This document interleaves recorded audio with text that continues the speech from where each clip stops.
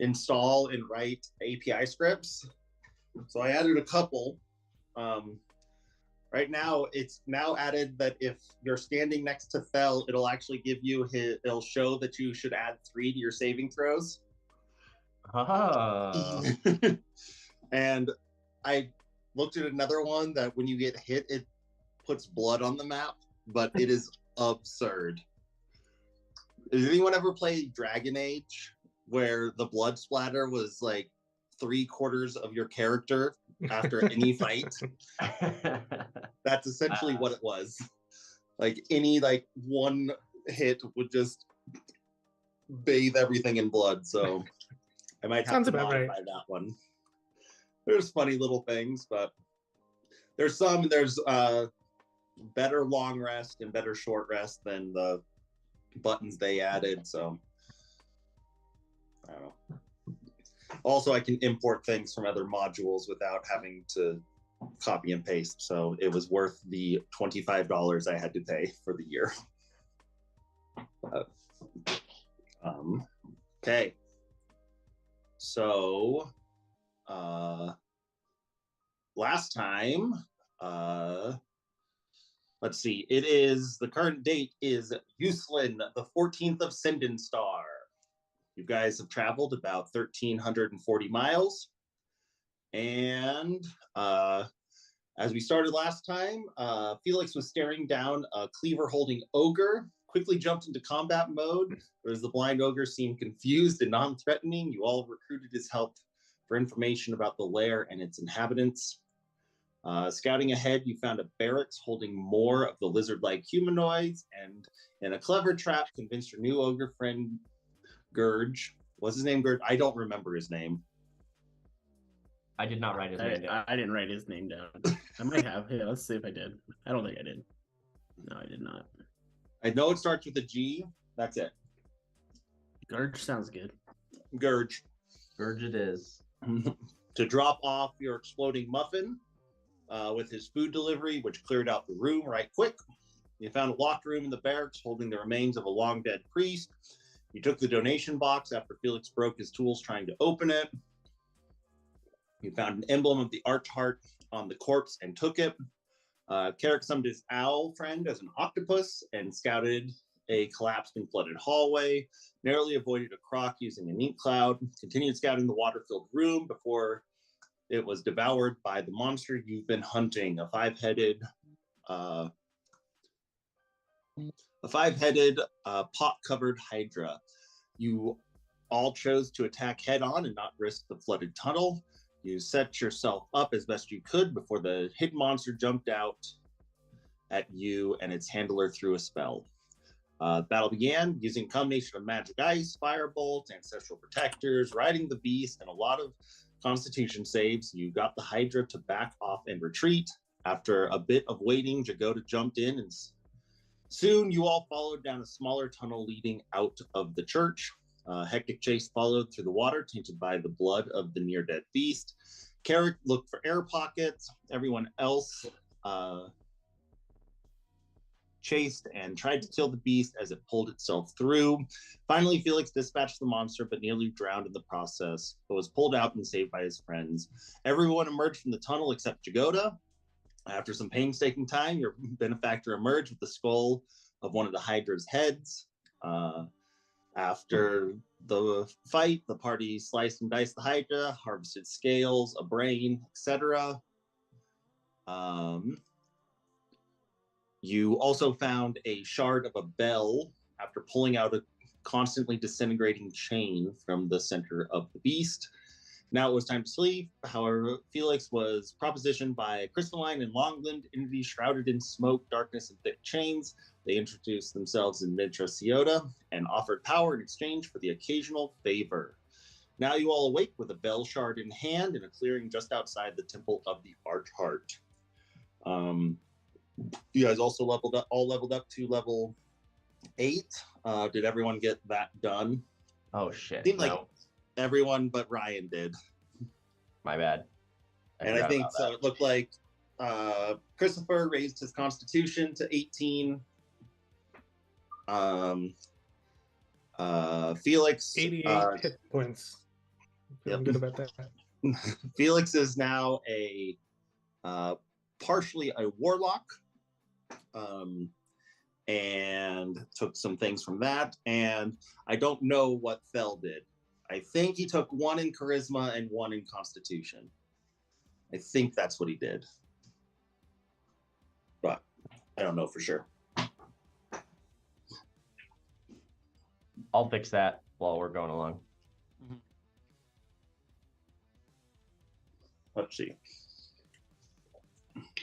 So, as you guys wake up, you really are just on the outside of that of the church. I would say probably what would make more sense is for you guys to have gone back into the grounds and slept there.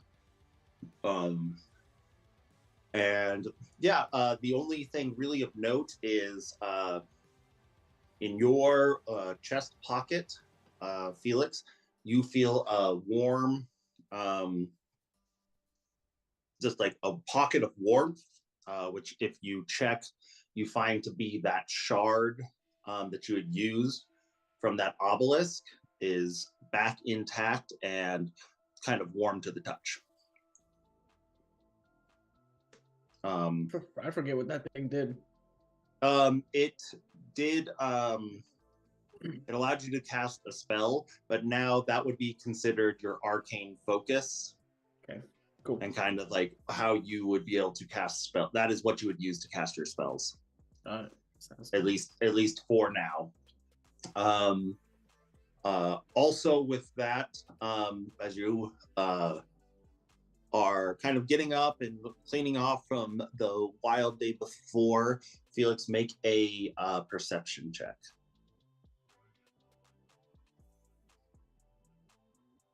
Perception.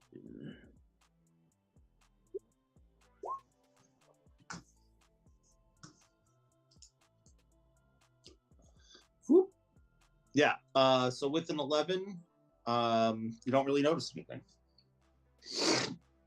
But yeah, so you guys are back in the walls of here. We'll just go to that place. Back in the hastily drawn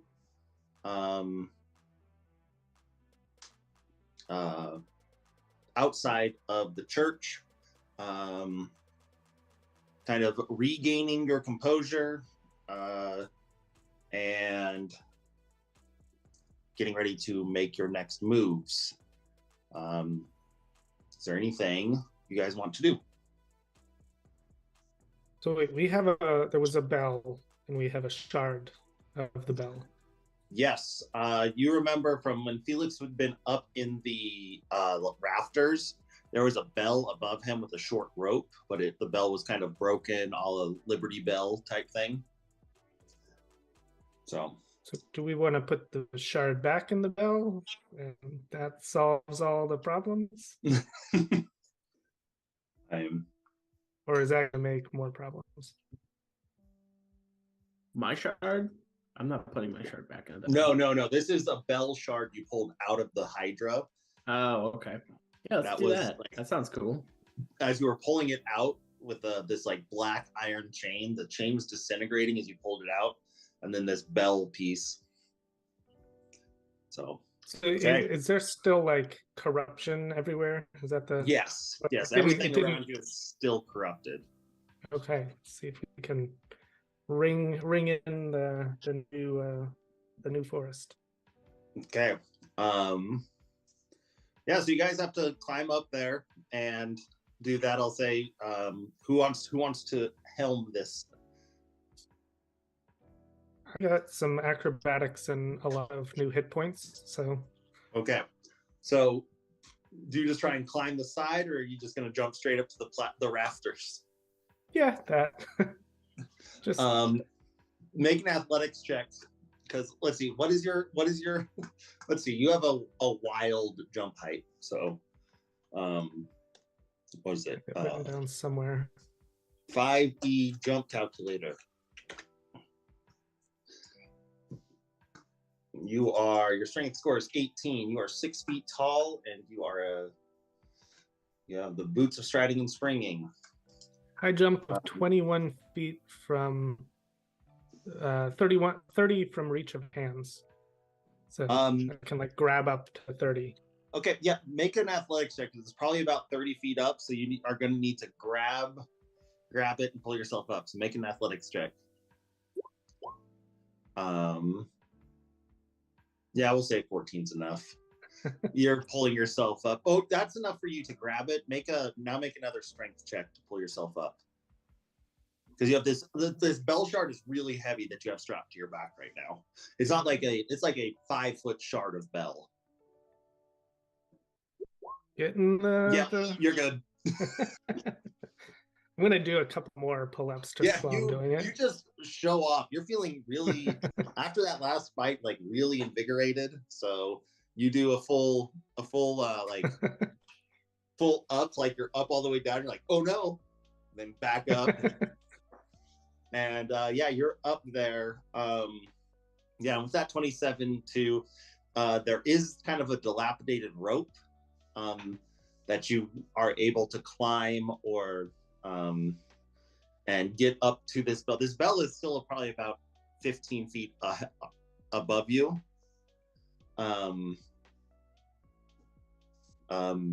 Yeah, so what are you going to do from there? How are you going to put this shard of bell back into a bell? Is it clear that it's from this bell now that I can see it? Yeah, we're over that. It's pretty clear that this is even if it's not, you would still try. I guess I'll try and to some extent. I don't know. Yeah, I'm just gonna stick it right back in there. Okay, you stick it right back in. You climb up and just kind of shove it in, and as you like try to move down, it's not staying up in there by itself. Nuts. I'm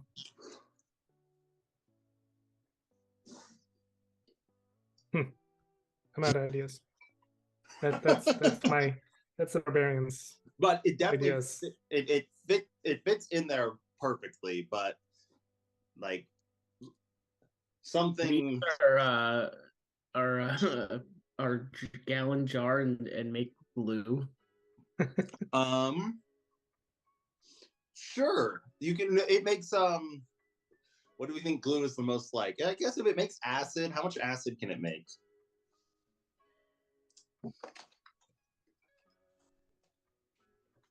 Next step is just to fireball this. Meld it in. It can make 8 ounces of acid, so I would say yeah, it can make about. Or no, okay, I will say it can't make glue, but it can make a gallon of honey.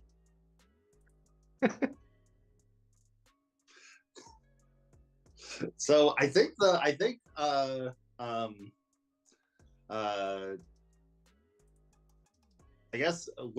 alchemy jug's probably in the bag of holding. Mm-hmm. So but yeah, you can try and honey it in. I mean, I don't know if it's gonna work. That's why I said glue, not honey. Let's try it anyway. TJ, you're muted. I think you need to do the thing. Should we tie a rope around it? Like cinch it? Like, yeah, we could slather it in sticky, but okay. I think all of these are great ideas. I need so Felix can get up there, no problem with the alchemy jug. You guys have some rope.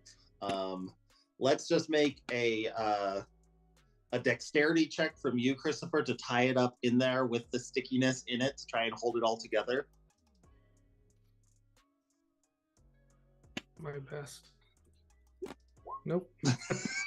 It is there. It is kind of cinched in, but you can tell like the honey's holding it and it's slowly moving down, but it's still stuck up in there. You probably have you probably have like 1 round to do something with it stuck up in there. Yeah, I think we need some heat on this. Heat. I can do heat. I got some heat, probably. Hang on.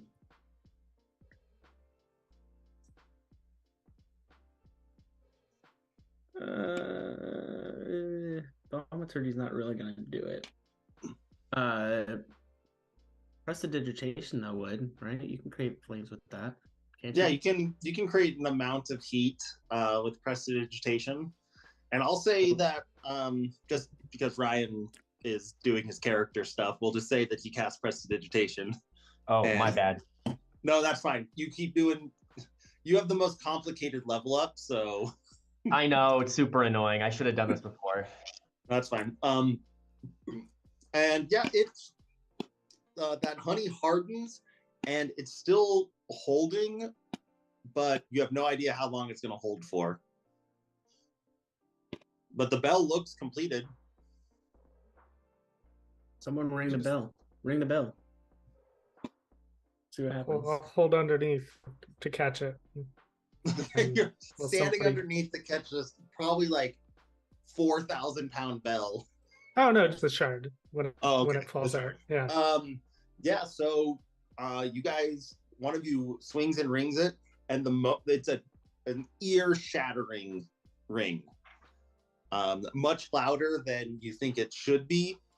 And as you do that, you kind of like everyone make a Constitution save.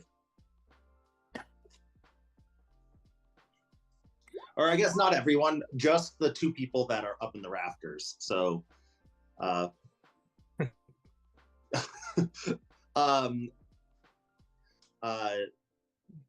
Christopher must just be deaf and doesn't actually hear and just stares straight at the bell. Make a dexterity saving throw after that bell rings, Felix.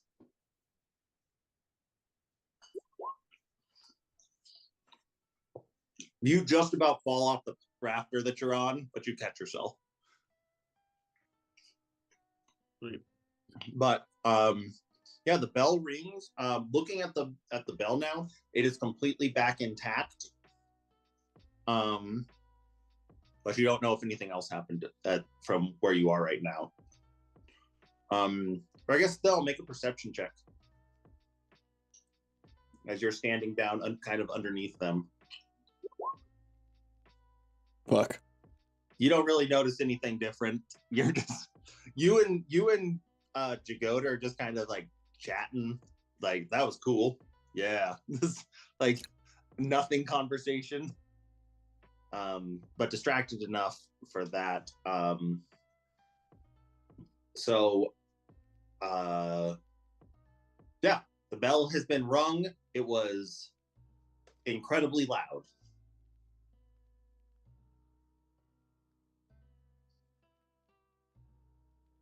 Shall we head out? What? Like, should we head out? I don't see any reason to stay here. We put the bell back together. We rung it. We don't know what's happening. Let's go. Sure. We have business back in town. Yeah, you guys all walk back outside, and now I'll let everyone make a perception check.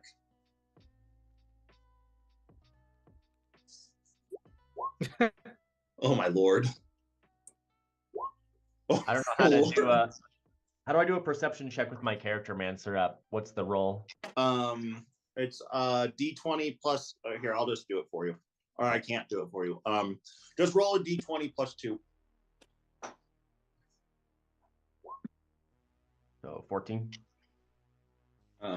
Here, 1 second.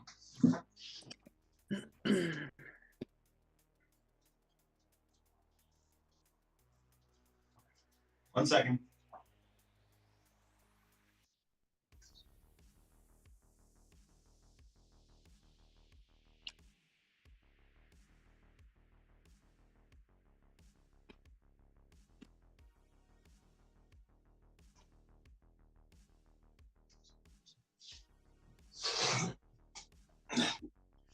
So Carrick is the only one that notices kind of anything in this gray mottled grass kind of emanating from the center of the church. Things are starting to look a little bit more verdant and healthy.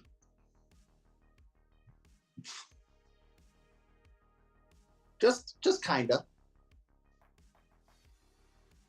So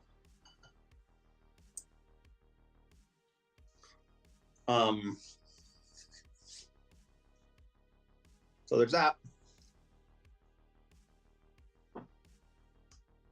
But you guys still are just gonna head out.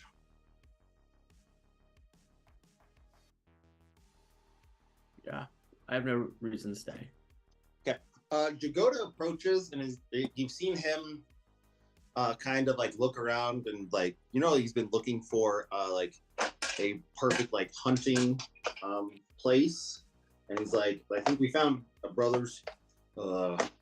This will be a perfect place to kind of like set up camp, and you know, we can store things here and create a road down to you know, not have to traverse all the way through those lands that we were before. And I think we got it, man. I'm pretty stoked about this.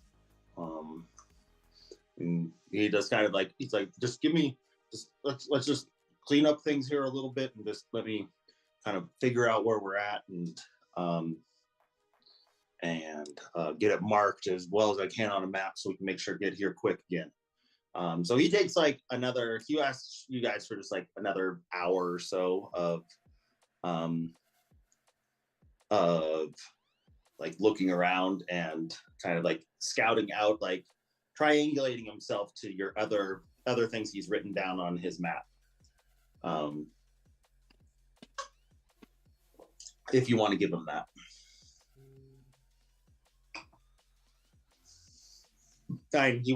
Honestly, he won't leave until he does it. So Yeah, we gotta make sure he gets back safe. So I think I think, you know. Yeah. So yeah. As that's happening, what you do notice is kind of as you're scoping around and kind of like help him get on top of the church to kind of get a good vantage point, you notice like a bunch of like probably like 10, 15 like crows kind of fly and land on top of the like belfry of the belfry's where the bell is, right? I think so. And lands there and kind of are looking around, and then they kind of fly down to the front gate, but they're all kind of moving together, like not sporadic, like very intentionally this group of birds is moving together. So yeah. So that but yeah, about an hour and a half later, Jagoda kind of finishes his triangulation. He's like, okay, I think I know the way we got to go to get out of here, and I'll have this place down pat to find it with my crew next time. And Carrick, you've noticed as this has happened, like that greener grass is definitely expanded to like outside the walls. Like you were like kind of like inspecting different trees and just interesting things, and like they've almost like untwisted and now look like normal trees that are brown with green leaves. And it's moved out probably about, you know, at least 500 feet from where that church bell rang. So is it moving, or that's just it? No, it kinda still seems to be moving a little bit slowly, but not but still moving. You have from it you would have no idea if it's going to go the whole way of this entire forest or if it's just going to go a certain radius or anything like that. I run back, stick some stuff in my ears, and just ring it a whole bunch more. After now, it just sounds like a regular bell. Yeah. Check. Like still loud as hell, but because where you're ringing it from, because the rope only goes down not that far from it, but nothing quite like that first bell ring. Okay. So put together that.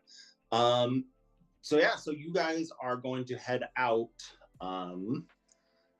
As you head out, those birds all kind of land right in front of the front gate, and then all of them turn into those a pack of humans that you may or may not recognize.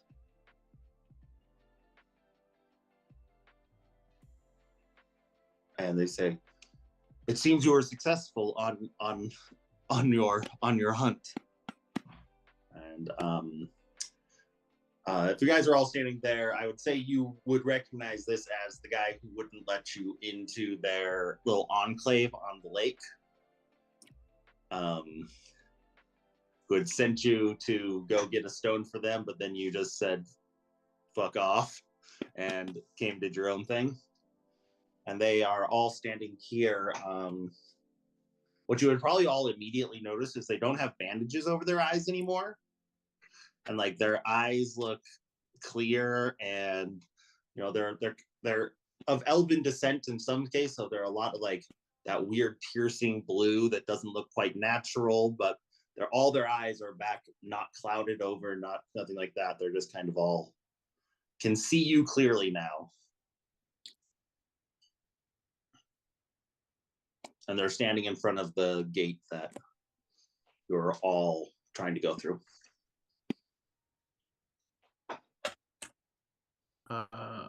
Okay. Can we just?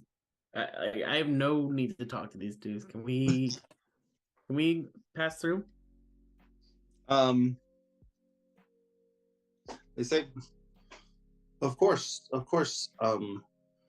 We thank you. If you have no claim to this land, we would like to retake our ancestral temple.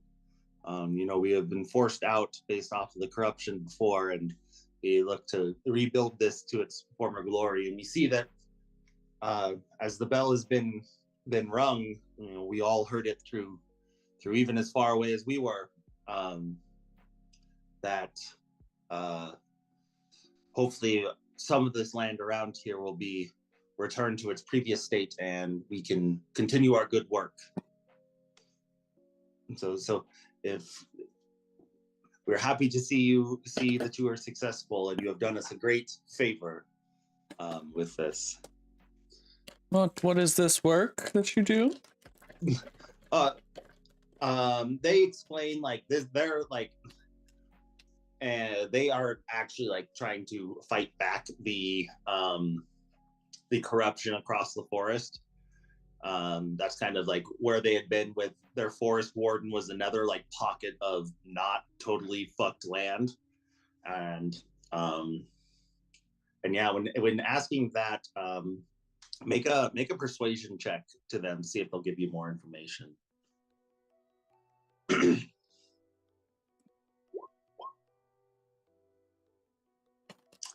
With a 10, they say it seems where we had been is no longer tenable, so we are happy to see that this place is now available to us. Well, yeah, I wouldn't say it's available per se. Jagoda, my man over here, he's kind of, I think, gonna take over and use it. So you have to work out with him.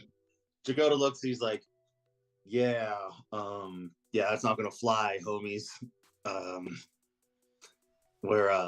This is we did the work. This is our spot now. There's just too much money to be had around here. And the druids kind of like immediately furrow their brow, and in bringing that up, they say, okay, we were not totally clear with you before, but the forest warden has passed after your leaving. It withered, died, and with it the water around us stagnated again, and the odd abominations seem to be encroaching even as quickly as what the past day that you left. We realized we turned you away and kind of really, as you would say, fucked up in that regard. So we don't love the idea of this being a hunting ground, as we treasure all the natural flora and non-corrupted fauna here. But maybe we can reach an agreement, or I guess you could cast us out to go wander these awful woods and make camp for ourselves. And what they offer is that hunters may use this as an outpost and that, but not a permanent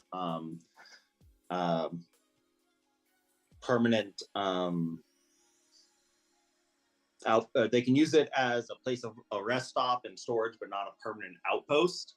And they will offer you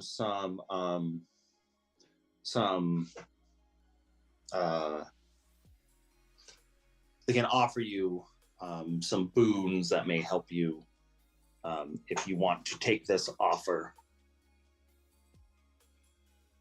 Kind of a compromise, if you will. Let's see. What does Jagoda think of this? I would say they'll roll a persuasion check, which, that guy gets an 18 on his persuasion. For Jagoda is can be persuaded in this regard. Talk to my man, half orc. Mm-hmm. We're gonna set up basically. We're gonna Teddy Roosevelt this and set up a nature preserve / 1920s hunting ground, basically. So we're okay. Yeah, we're gonna Teddy Roosevelt this. Nature is there to be selectively and beautifully shot to shit, and as needed. Hey, they're still doing it in Texas to save the ibex. We're gonna do that. Yeah. So he's convinced of it and he's willing to do it, but you guys are still in the position of power here, are welcome to try to get more out of them.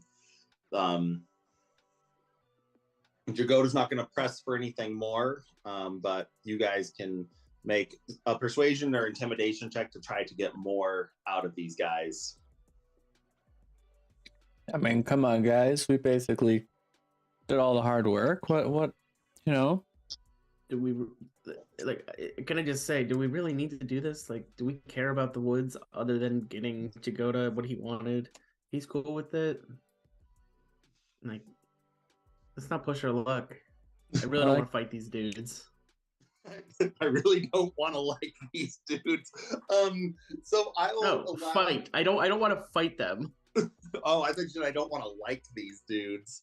I don't particularly like them. They are. Everything has been smoothed over. This is just a matter of if you are trying to convince them to, they said they had things to offer you. Okay, go on for it then. Jagoda was just kind of in on it because his friend told him to be Teddy Roosevelt. Okay, go for it then. Yeah. So go ahead and roll a persuasion check. Okay, the 18.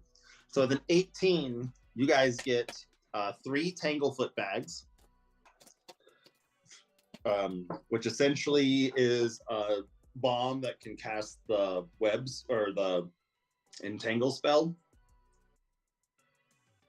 And you get 10 doses of this odd dust they sprinkle on. You guys kind of have a meal with them. And they sprinkle this on it, and the food shouldn't have been good, but it tasted really good. It was like a boiled potato that they sprinkled this on, and it tasted really good. which it's 10 doses of the Dust of Deliciousness, which you should be able to find in the compendium.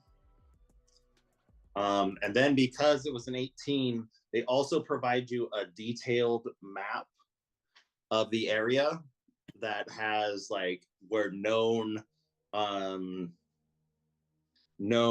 nests of different creatures like those crabs were different things like that. Less of the like abominations, but more of like the natural creatures that they've used to sustain themselves. So you get that. Jagoda will take that map unless anyone argues. But Someone smarter among us should at least look at it so we have a general idea of where things are. yes, you guys all look over it, and as such, like this entire oops, wrong thing. The entirety of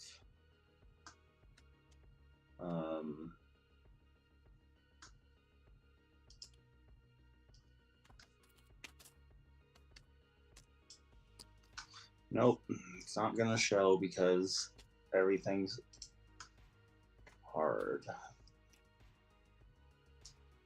Nope. Okay, there you go. Can you see the entire map now? Yeah. Yeah, so with this map, you guys kind of now know, like, you can use this to very easily find your way through this area of the woods. Jagoda is very excited about this map. How can we tell? What? Christopher can take the food. How can we pantry, I tell? assume. He's looking at it and he goes like, well, fuck.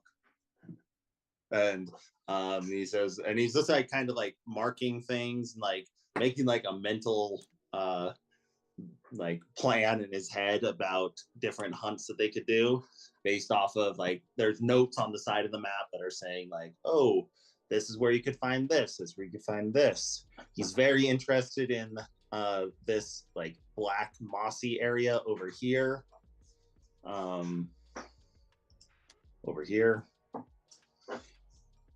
and he's just excited that getting back to town is going to be a lot easier than getting here was. At a peak bog? Oh, yeah. Peat bog? Mhm. Looks like the black moss. Is that a peat bog? Is he going to be making his own like scotch? Probably it's like a good harvesting ground for peat and and that. It's just no, he's just excited that now like this what is it? It's like a 20 by, or it's like a 50 square mile, or probably 25 square mile area is completely mapped out, that he has multiple places to camp out, and like everything about this excursion went good for him. So because now like he compares it to his map that he's been drawing the whole time. He's like, God, I fucked up. I'm not very smart, guys. Like you even look at it, it's like that like where it's showing like where the tower is, he has like probably like 5 miles in the wrong direction. So yeah, so the druids start to like thank you, break bread with you. It's probably, you know, about 1-2 o'clock, and you guys are welcome to stay the night again or start on your way. From your calendar, Aaron's Valentine's brunch starts in 30 minutes. Yeah, whatever you guys want to do. I want to head back to town. Okay. That's yeah, if you guys take the easy road. Yeah, so if you guys take the easy road, Jesus, everything's beeping at me. You guys want to take the with this map now, you I'll say you cannot get lost. And so your roll is this roll basically determines how fast you go. Anything over a 20, you get to go. Basically, you can go as many squares as you roll, based off your survival check. So someone roll that, and I have to go back. Christopher, I got think some is the good best survival. survival. Yeah, I You feel like got a you have the 4. best. All right. 21, so we can go 21 squares. Is that it?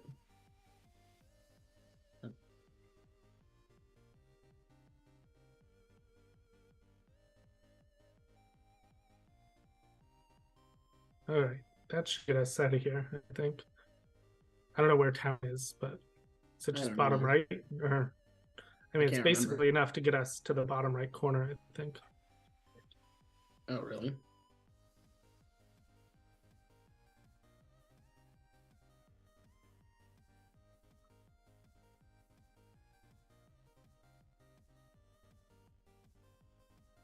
Some chips.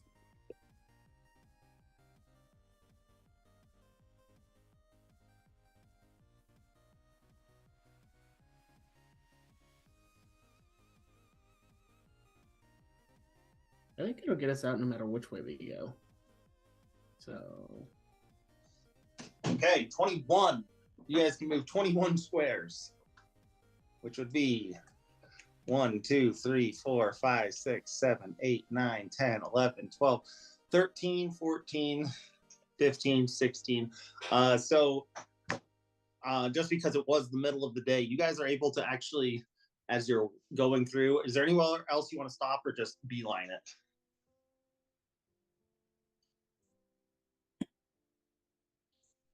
beeline it. Okay.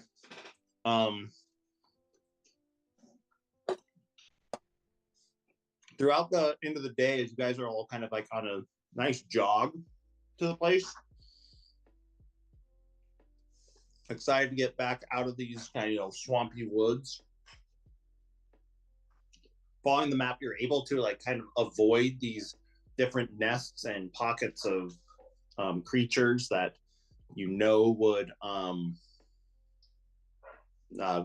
probably attack or be something of that. I do need one roll, one d20 roll from whoever wants to.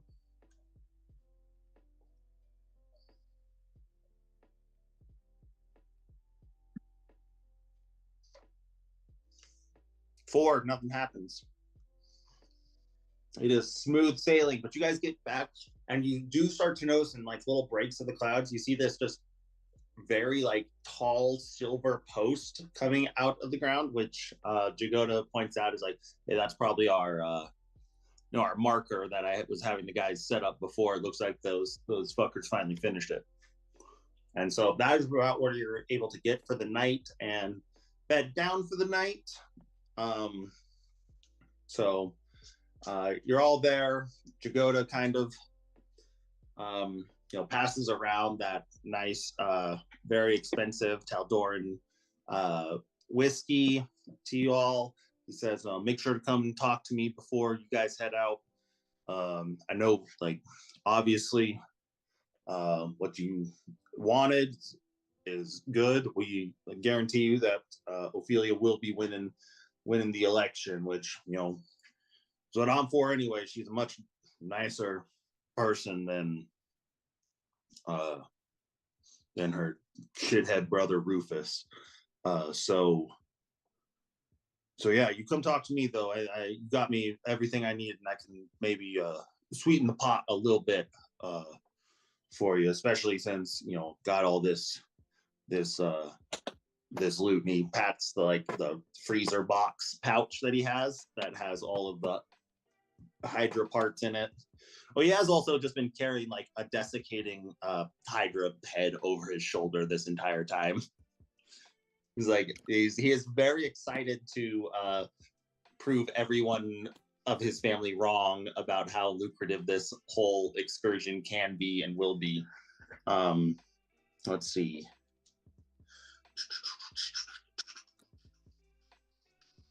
Oh, and he also says hey, don't you worry. if this adventuring thing ever works out, you always got a spot here as an independent contractor working for me if you want. And then he tells you not to worry about the vote, and the Utalots control a lot of the town, so they can get things done over those shitty Trebians.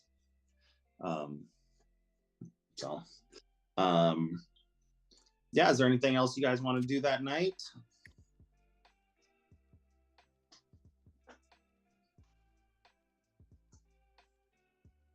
Okay. Roll one more d20. Last roll on this adventure table.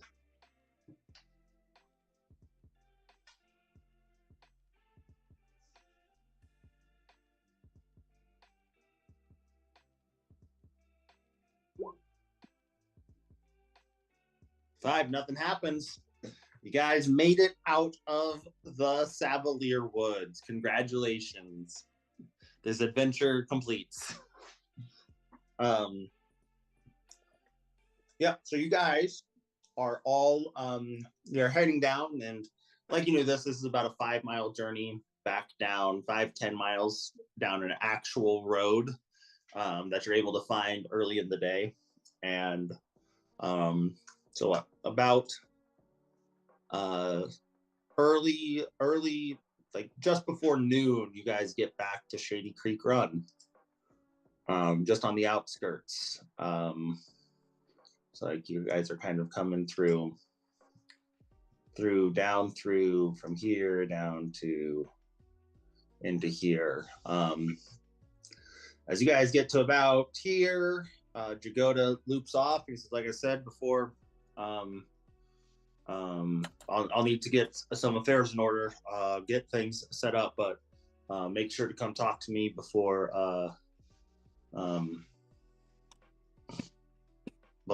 you guys head out. I can give you guys at least a little bonus. And he says, and if you want to have some fun over at the Landlocked Lady, I'll make sure to get you a decent tab down there. So good. And he splits off and heads to whichever one of these is the Udalot compound. So you guys are on the outskirts of Shady Creek Run. Is there anything what do you guys want to do? I would like to go back to talk to Ophelia and let her know of our successes. Perfect. Unless y'all want to do something different. I think that makes sense first. I'm sure we'll do some shopping before we head out again, but that's not urgent. Yeah. So you guys all head back up to the estate Siliberatic, or I think that's how you pronounce the word. Siliberatic. And as you get there, I need you all to, let's see. You guys are all going to roll to see how successful the Gloom Runners were on their mission. So one person has to roll for Saxon, one person for Turf, one person for Guile, and one person for Ferris. And just roll a d20, and I will figure out the math. So just tell me who you're rolling for. I'm rolling for Saxon. Ferris. That son of a bitch. Okay, Ferris. You got Ferris? I don't remember which names were left, so I'm rolling. There's Turf or Guile. I like Guile. Let's do Guile. Yeah, fuck you, Guile. Yeah, fuck Guile. And then for Turf, Christopher, roll a d20.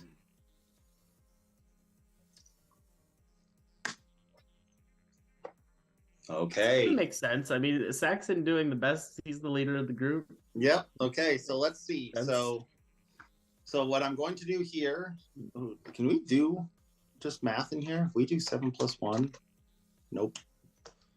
Equals 7 + 1, nope. I need a calculator. 7 plus 1 is 8. Yes, I know. I'm just It's trying to see if I 11. can do the whole thing in there. I know. Well, I guess let's see here. So the total is 11 plus 8 plus 38. Right? 29 8 plus. plus 7. 36. Okay. Oof. So, that was a close one, guys. That one very much helped. Yeah. Fuck you, Guile. Fuck you, Guile. Well, I'll just tell you what the DCs were. Over 12 was barely a success. 15 was moderate success. 18 was full success. 20 was more than success. And less than 10, Turf died. They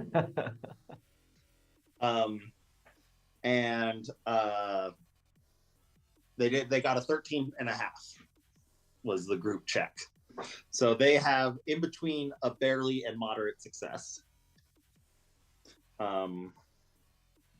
So yeah, and the reason Turf did so bad is because you stole his holy symbol.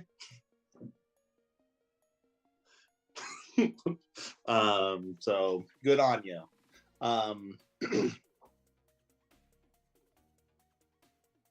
Okay, so, and what barely success means is that they don't level up with you. That's what I have written down here. Well, dang, you threw it off. You threw it off. Saxon got them out of there alive, essentially, is what these rolls did. So, yeah, so as such,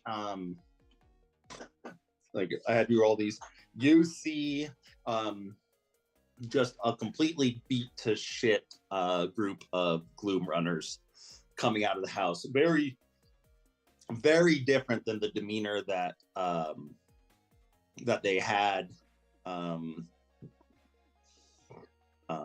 Or it's not actually, you don't see them there. You see them as you're coming up to the estate because they have no reason to be up at the Mordoons. You see them walking down from what you assume would be the Travian's house.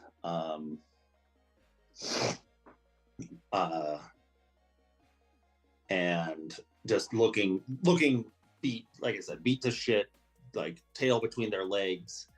Like they barely made it out of whatever they had done alive.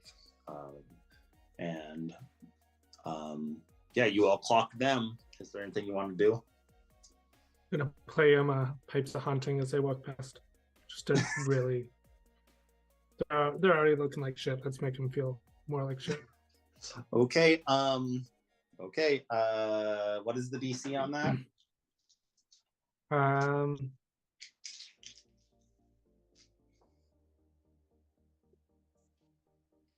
not sure. I think it's 13 or something like that.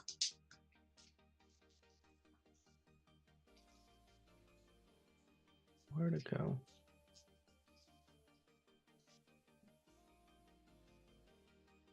Sorry.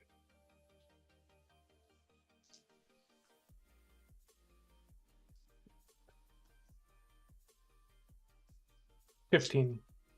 DC 15 wisdom save. Yes. Okay, let's see. We'll go Saxon. Got a 2, fails. Guile got a 13 plus 1, fails. Ferris got a 5 plus 1, fails. And let's see, if Turf fails, 6 plus 7 is 13, fails. They all fail and are all Right. How overtly are you like trying to show like you are doing this to them? Oh, I'm just staring them in the eyes the whole time. Yeah. Okay, so you just play these cool new like bone bagpipes that you have at them, and so they all know that you are fucking with them, but they all are immediately kind of afraid of you. So any other interaction you guys have with these guys is going to be at advantage. So, is there anything you want to do, or just leave it there where these guys are terrified for the next? How long does it say? 1 minute. No, just the next minute. They're just. It's kind of like almost they see you and immediately like know how much, and like seeing you guys like kind of well rested. Like you guys had a rough go of it. You probably still have like pretty nasty wounds on your neck and face from swimming through poison for about a mile. But you're looking in good spirits where they are not.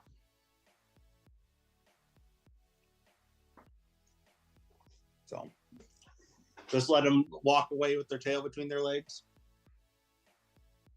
Yeah, I'm good to just kind of like Pavlovian, just leave it at that, not even do anything. They just notice Condition it them be to afraid. hear us.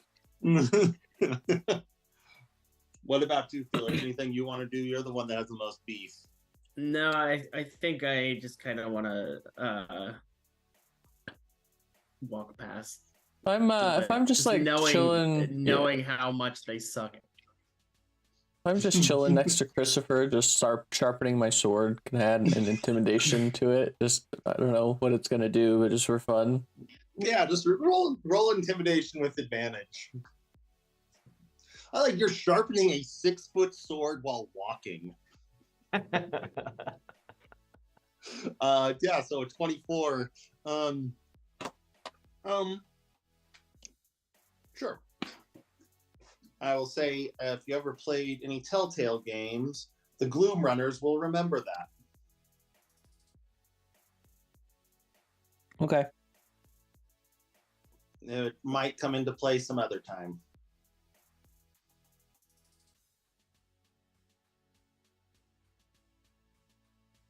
Okay. Yeah, so you guys continue on your way. You get up to the Mardoon estate, and man, they really fucked up. So just like for more of that, Saxon had a +7 to his roll. Turf had a -5. Guile had a +8, and Ferris had a +8 to their rolls. Like they should not have failed as bad as they did. Natural ones will do that. Okay. Yeah, you guys get to the estate. You wait for a second for someone to fetch Ophelia. You kind of see a like you do or make everyone make a perception check or make an insight check as you're kind of sitting there waiting in the room. Everybody. Motherfucker. Oof. Ooh, Wow. Wow. That's wild. We're all just exhausted and care much less about all of this than Felix, so we just miss you care something. a whole lot less. And those may just aren't as much on your toes, and feeling like really good about your like shit talking on the Gloom Runners before this. So you all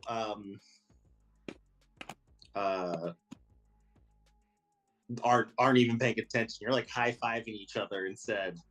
And Felix, who maybe like attention is drawn a little differently because of what's happened over the past few 2 days, notice Rufus walking across the office, looking at you, shaking his head in disgust, and going off to his office. Like obviously, you see on his face like gears turning. Like, not just like, not a guy that's accepted defeat in any way, but kind of like a person He's going back. Donald Trump not conceding. No, maybe not quite that, but definitely more of like licking my wounds, figure out what to do next. Okay. No, it is. I'll say with a 19, that is what you get. That this is not a guy that's going to try to overthrow a crime organization, but is a guy that is always plotting. Although the Donald Trump analogy is pretty good. Yeah, so you guys wait, and Ophelia comes down, and Ophelia, who normally is having this cold, like collected countenance, is beaming when she sees you. It seems she had already gotten an alert from the Oodalots or something, and she invites you up to her office. To which on the office, as you walk in, there's a sealed scroll case, like locked and with like this like kind of like all those small intricate gold lock on it, that has a print on it saying, kind of denoting who made the lock and what can open it. That's sitting there, and she says, "Come sit down." And she pours you all a glass of wine. Like it seems, congratulations are in order. You are quite the capable hands, and I must thank you. I think congratulations are in order for you, more than us. Wait, not quite yet. There's still a week until the ceremony, the vote comes in, but I saw Rufus. He does not look like he has a chance based on his own demeanor. Yes, I believe that's true as well. So it'll make the night even sweeter. So while I don't believe my brother Rufus will allow you to stay on the grounds, I would love for you all to stay for the week and be there when I'm inevitably crowned the head of the Mordoon estate and start tearing down the bad practices that my father partook in. 1 second.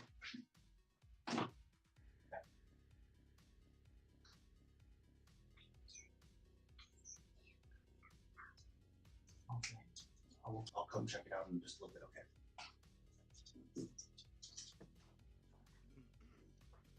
okay? Yeah, so she, and then tells you, like, I hope for you to stay here and return in a week, back at the same hall that we were at. You'll be welcomed in as my personal invitees, and be there to see the fruits of your labors. And she says, and at that point, I will probably have been able to put together another small reward for you, as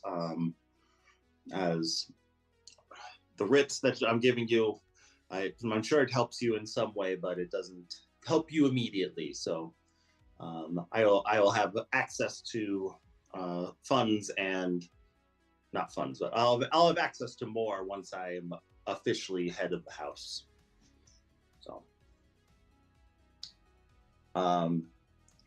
however, she gives you the scroll case, which is the immediate reward that you guys got. It's as promised, and I would not even have you roll insight. It is 100% what you had asked for, kind of a writ of first refusal to the gentleman in Zadash.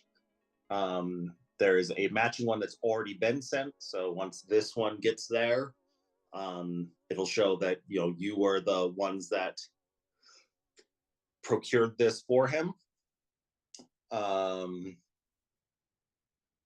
yeah, and she looks forward to future dealings and promises work if you care to join the less scrutable world. But without that, you guys have about a week, or after that, if there's anything else you want to ask her or anything. I would love to talk to her about clearing my name and and getting like protection for my family from Saxon and the Gloom Runners specifically. Okay. Well, then we'll have that be. We're going to do a week of downtime activities.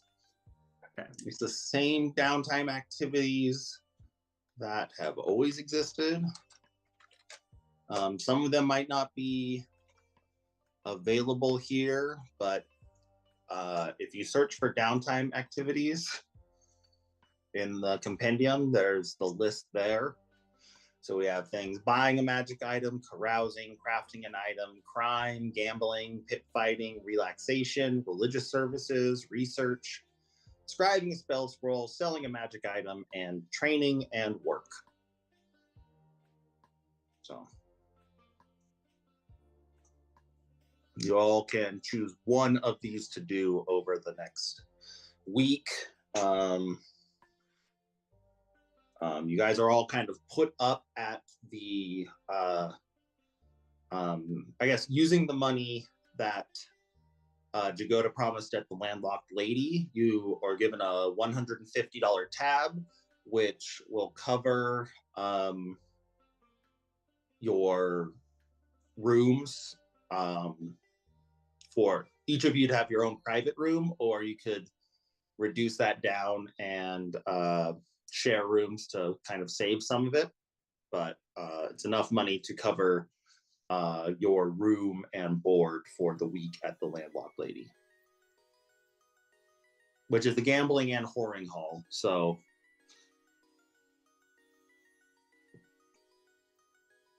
we'll say it covers for everyone and gives everyone $10 gold to spend for whatever they want to at the gambling / whoring hall.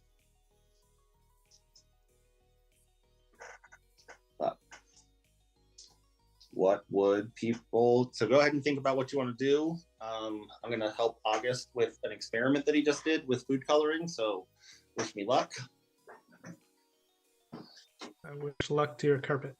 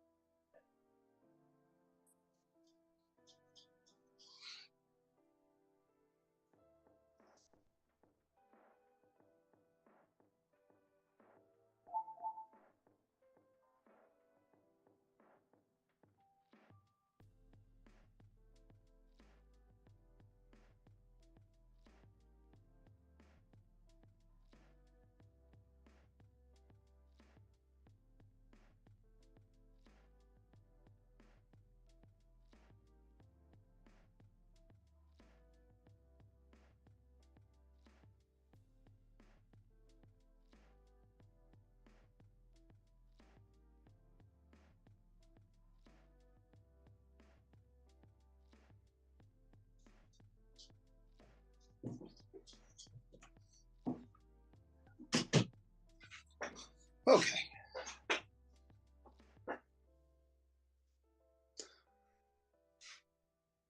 Jake, if you look at the downtime activities, you can also do one of these, but we'll do your thing with Ophelia separately. Because that's just like a day. That's not an entire day's worth of, or entire week's worth of stuff.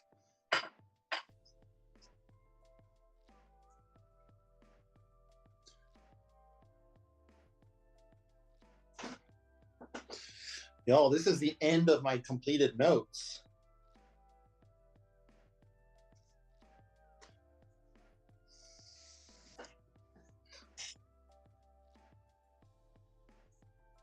What's the weaponry situation in this town? Is there anything good?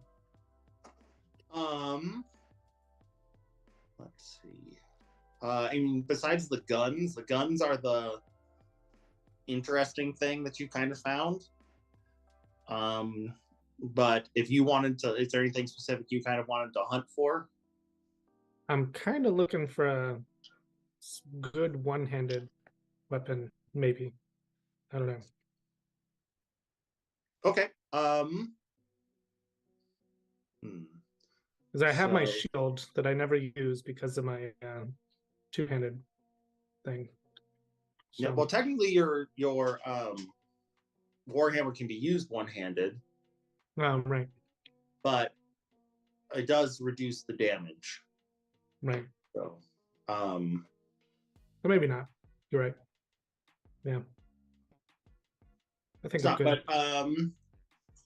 but yeah, if you want to look for weapons and that, I do have something else that will happen in a little bit as far as weapons go. So, so maybe Yeah, I'll just go cook somewhere.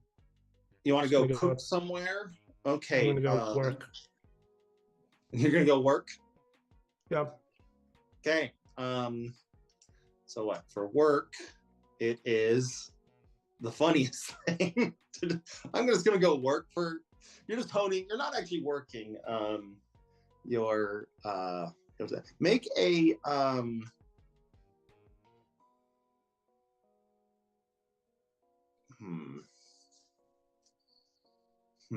They can chew of the delicious dusts too. So Okay. You take 2 of those dust of deliciousness as your kind of what you're doing, and we'll say like kind of like day number 1 of working at this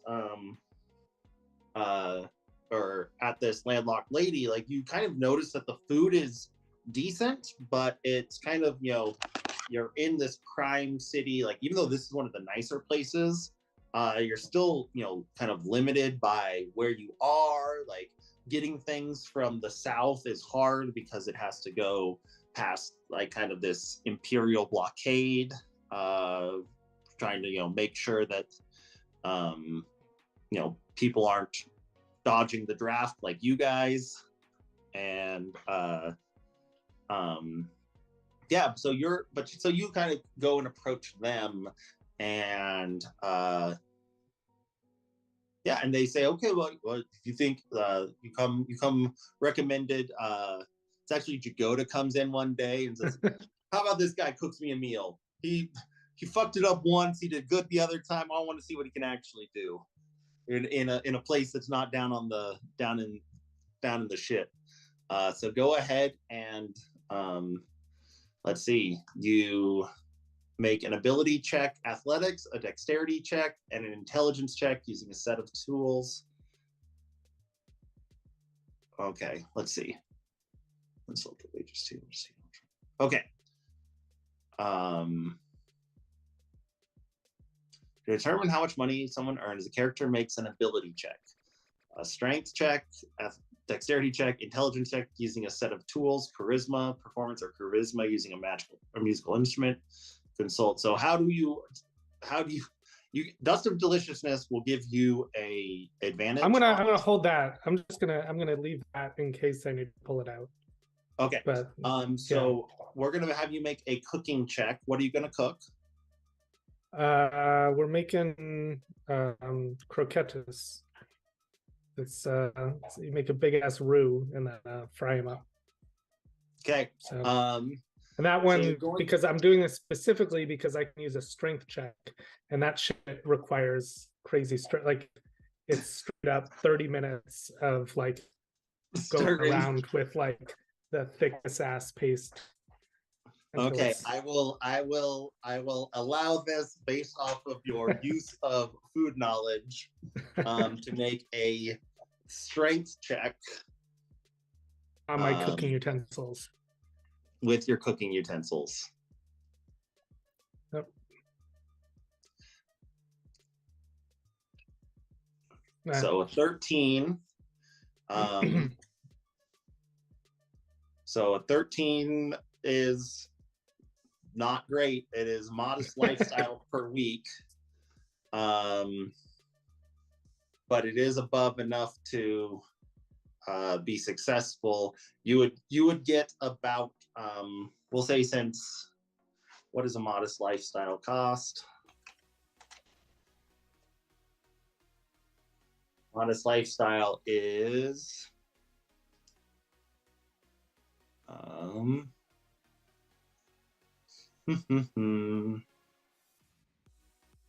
modest lifestyle would get you about 7 gold.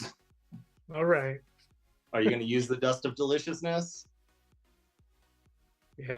to give yourself advantage? Yeah. Okay. Yeah.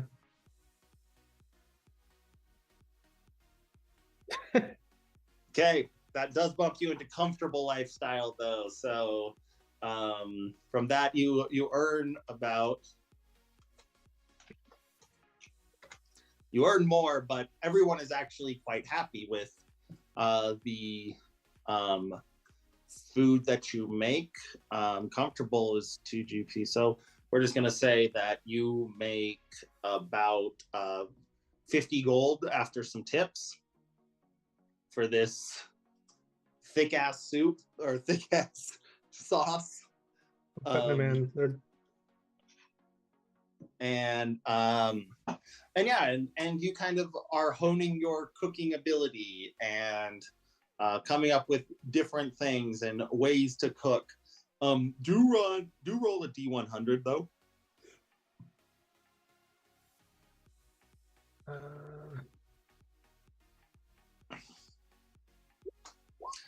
Okay, you are all good.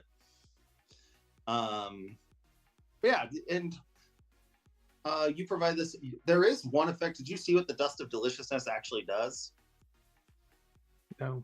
Anyone that I eats just- it has disadvantage on wisdom saves for the next hour. So you Just do like- notice, like, they actually like give you at the end of this, they give you an extra like bonus of 50 gold because whatever your food did made people like really lose Dumb. at the gambling. Like they're like, I don't know what you did in there, but we reward crime even though accidental. And so you make what I said, did I say You said 50 and 50? Okay, so yeah. Oh, 50 and 50? No, you make 50 and 25, so 75 gold over your week, but you're having fun. And okay, who else? Who's next? I just want to dive into fixing this invisibility ring.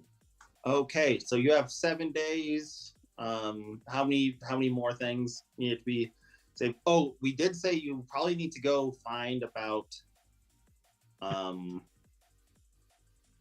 100 gold worth of actual parts to fix Okay. this with, like some gems. Okay.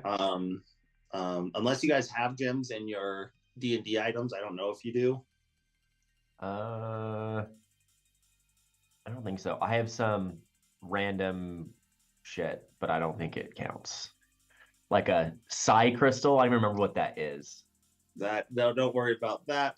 But I think in your actual D&D items, We let's have just look at that. 350 gold pieces worth of gems, Oh, I Um, believe. Loot from behind the red door. I don't remember where the hell what that was. what the fuck, red door? No, truly, like what red door? I think this might have been. At one time at the one place. Oh yeah, that was right. We So also it's have a after cache Stall of. Mass.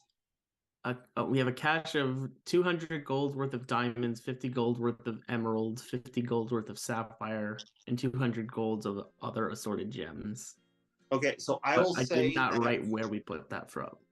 Red door, I don't know, because I also have a spatial projector and replicator manual that just has crazy shit.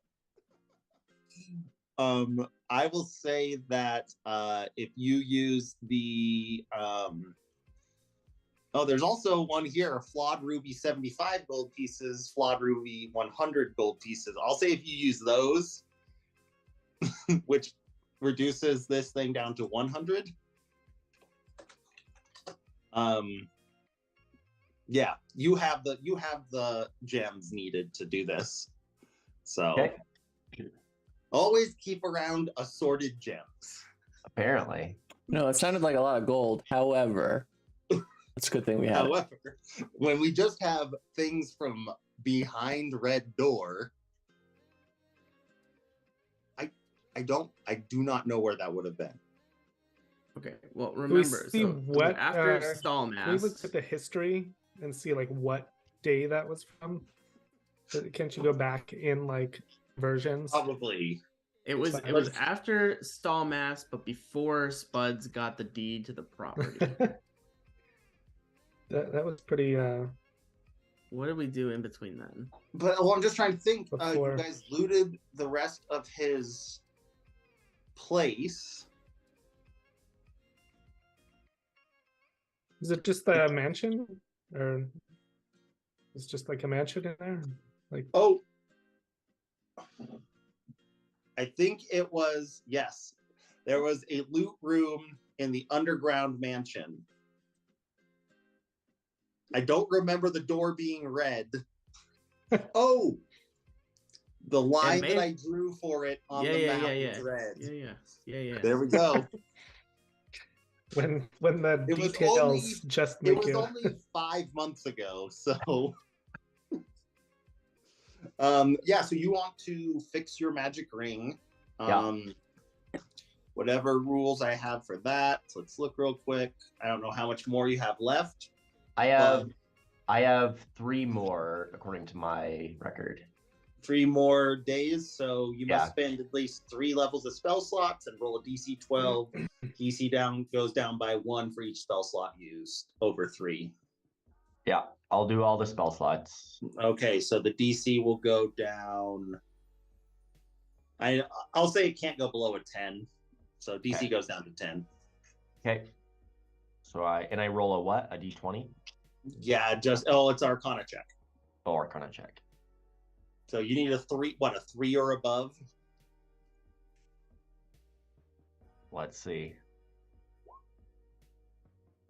Okay, 1 success.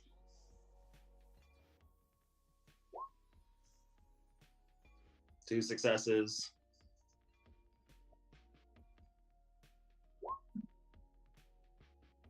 Okay, Nice. all good. So the ring is fixed. It can cast invisibility once a day. Does it have to be Attuned? No. tuned? No. Cool.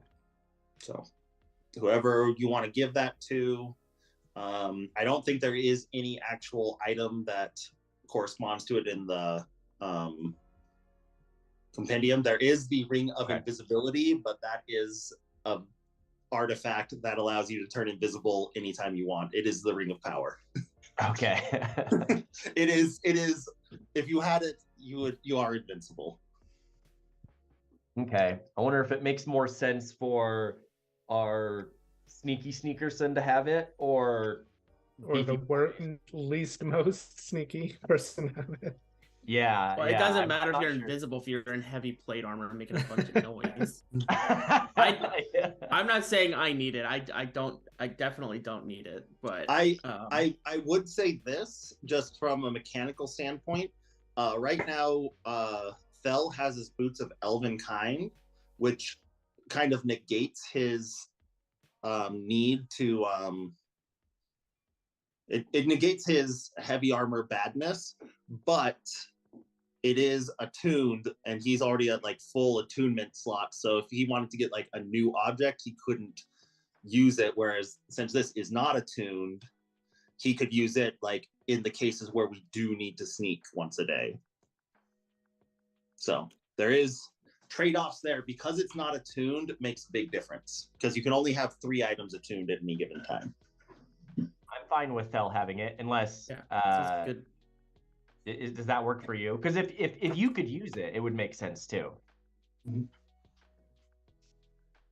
So you can just call it a ring of minor invisibility, and then in your like other resources, you can just say add like ring of minor invisibility and give it 1 charge. What's major invisibility? Is that what you just said? That's what the ring of invisibility. That's what you said. Yeah, it is That's literally just straight up you're invincible. Okay, got it. As any action at any time, you can turn yourself invisible Okay, got it. forever.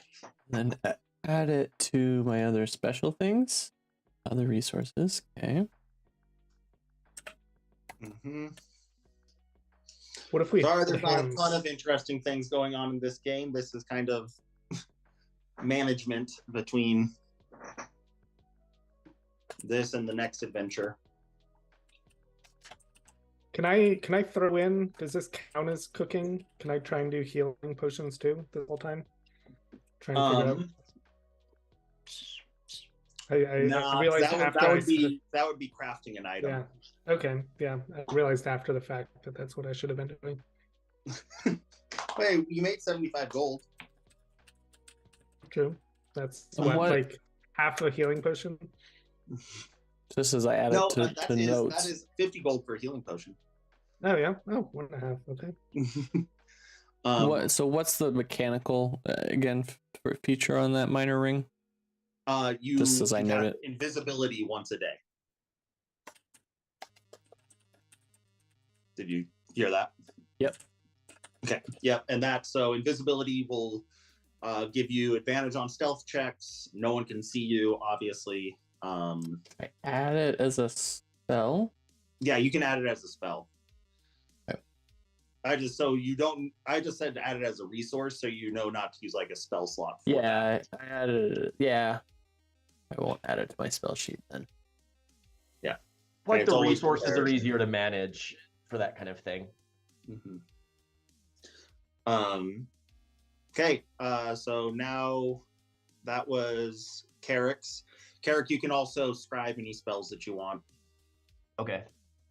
I will say because you have 3 days of scribing spells. So, and what we said, you can't do over 8 hours a day. Yeah. Because that's wild. You aren't putting in a 12-hour day of writing things in a book. Hey, but I only have to sleep half as much as everybody else. I know. That's why we give you 8. All right. I'll scribe it. I don't even know if you have spells. Although I will say everyone will have an option to buy items and fancier items in a little bit. Okay. So if you don't want to spend all your money first, but just maybe keep track of what you may want to. Okay, cool. Thanks. When do we get paid from Jagoda? Anything you want to do? I wanted to ask a question. Technically, I don't have a noble background, but I've interacted with nobles. If I carouse, can I only do middle class or upper class? Make a persuasion check just to kind of like get in. Make it with advantage too, because people know you've been working with technically the nobles of this place. Okay. 13. I'll let you split the difference with a 13. So I'll just kind of adjust things with this. Where is carousing? Carousing, upper class carousing. That's complications. So what can you do in carousing?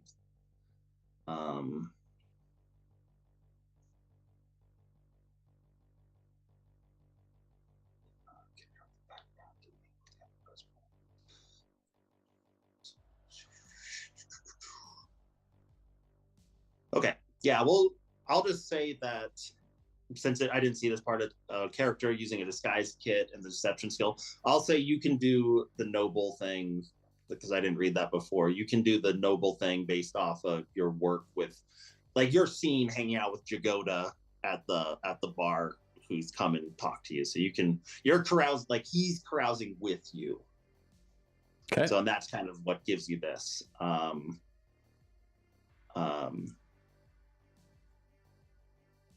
So yeah, I guess it's make one more persuasion check as you go around with okay.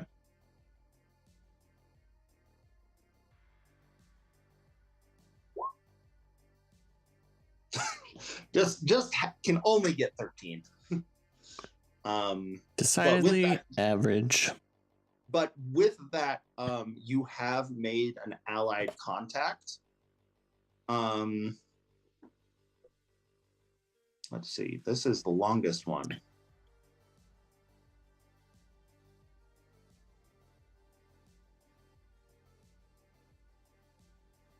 What were you kind of wanting to get out of this? I guess I should leave it up to you. Yeah, I just was wanting to diversify our contact here in town and get to know other people in case we need aid. Okay. Or in case we need to call in favors like in town for Felix or his family and shit. Just, favors. I like favors. Let's see.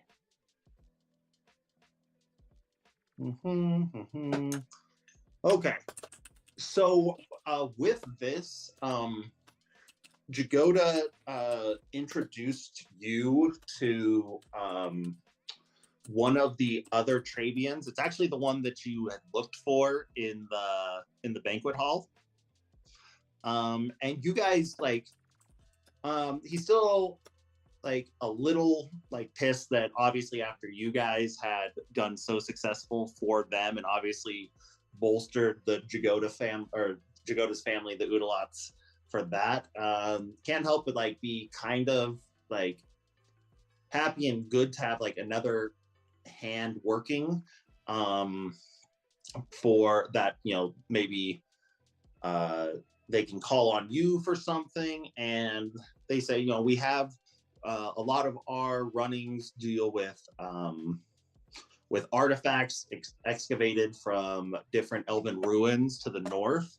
And he gives you like kind of, if you drop my name and kind of like gives you like a code phrase that we have an outpost headed up north that you may just kind of get like better treatment there and not seen without eyes. And then so that's kind of what he gets you. Probably nothing down in their work in Zadash, but you have contact within one of the other major families that you have a tentative relationship with, specifically for their outpost in the north.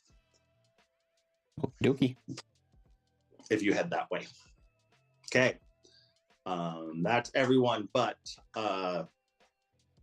Felix. So Felix wanted to talk with Ophelia about getting his family kind of protected now.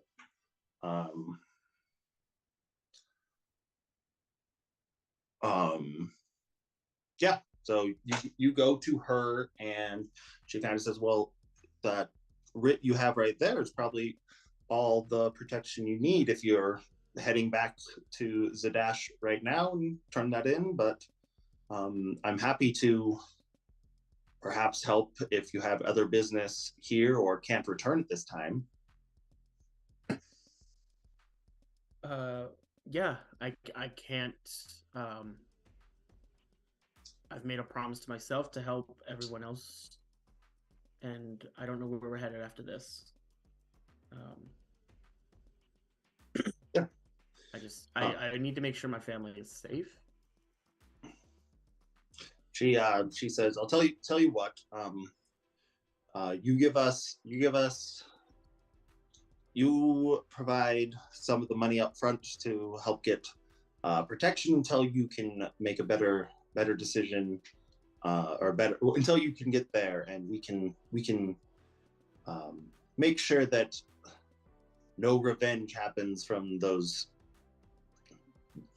shitheads that tried to work for me before. Thank goodness you guys came. Sounds like I made the right choice.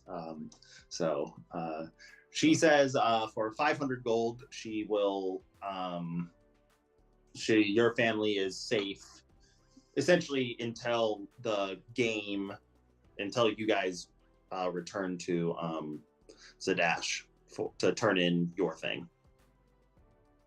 Okay. 500 Dunzo? Absolutely. Okay, that's just a day's thing. Is there anything else on this table you want to do? I think not particularly. I think relax and try to get in tune with this warlock patron that has that has seen that. I don't know if there's anything mechanical that you want me to do there, but what is it? Relaxation, recover from injuries, blah blah blah blah. What happens? You have over a modest lifestyle. Okay.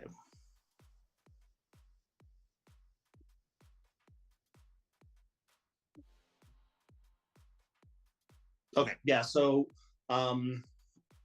what you will notice, just kind of while you're taking time and absorbing for yourself, is one of the days while you're in one of the bathhouses that's provided here in town, and just relaxing, you do notice just kind of like going up your arm and like around some spots and kind of terminating here is a 7-pointed star made of chains. The chains are very light. They're almost like a light scar tattoo over like an actual like inked tattoo, and like you only really notice them because you're washing yourself and naked. Like to the naked eye, unless someone's really observing, wouldn't even notice, because it just almost like looks like maybe weird veins until you get close. So that's one thing you notice during your week of relaxation. And other than that, what? I got the sick tattoo. Sick tattoo. When looking at it, though, go ahead and make a religion check. We'll say it with disadvantage because it's like I said, it's not something totally noticeable. Oh my lord, a 19. You recognize the symbol as something. As something.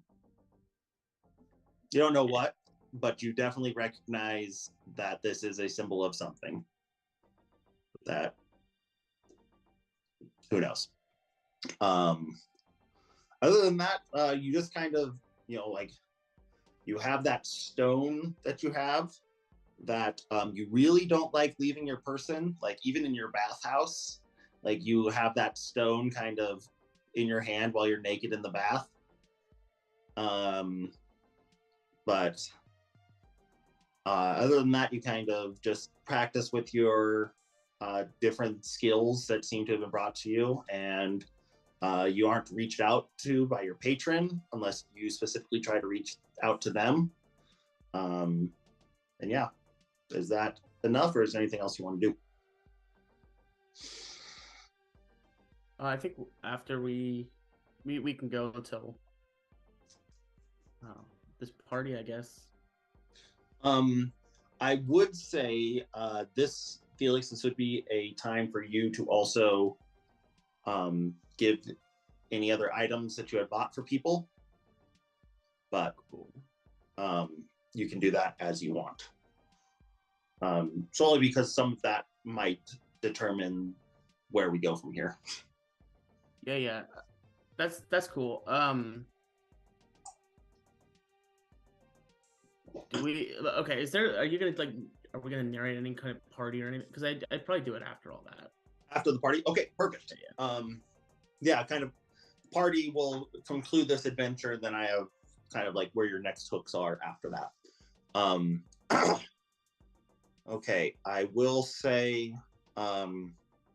you guys each had 10 gold pieces to gamble with.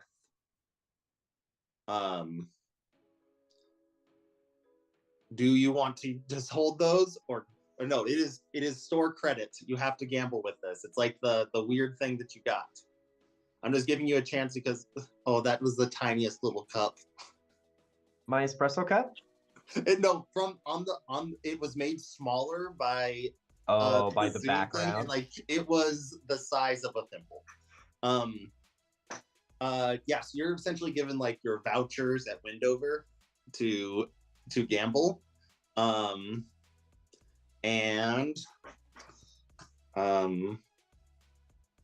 Do you want to gamble or just let that 10 gold go to waste? I feel like we're gambling. That has to be used. Okay. You guys can either pool it all into one or one big bet or what are our gambling options here? That is what I'm figuring out now. Sometimes you say things and then realize you forgot to write down.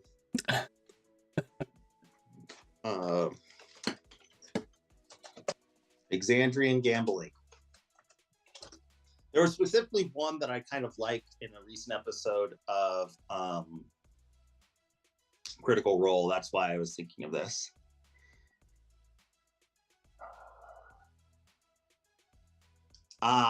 Yes. Let's see.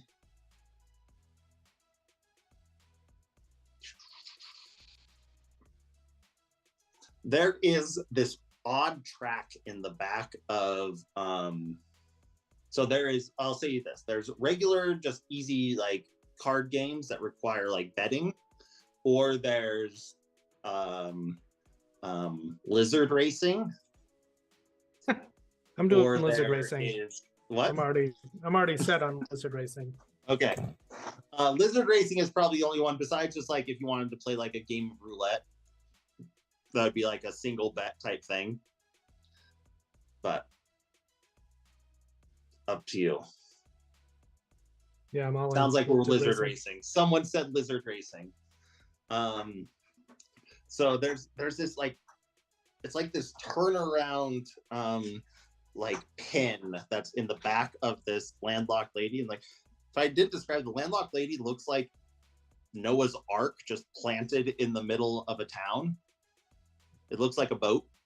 So yeah, on the bottom floor, kind of in the back, where maybe like where people would be rowing, there's the like upper stairs thing where people would be commanding or having food there, and it's this long track around, probably about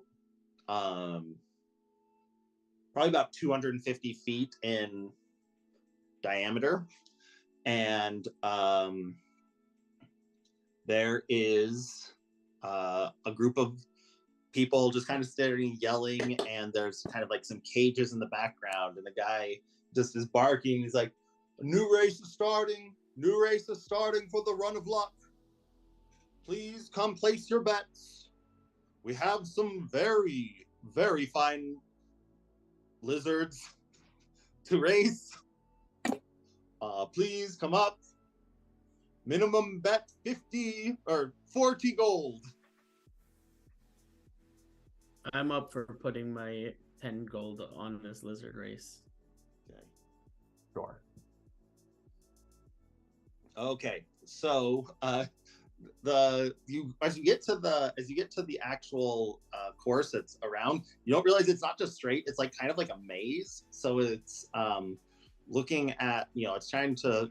It's not just a pure speed or bulk. It's got to be a little smart too. These lizards do. Let's see.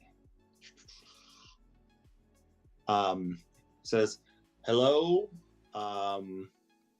we are. You put down your money. It's like, okay, who would you like to put down your money on? We have Rule, Sompa, Thordak, Windis, and Devosa.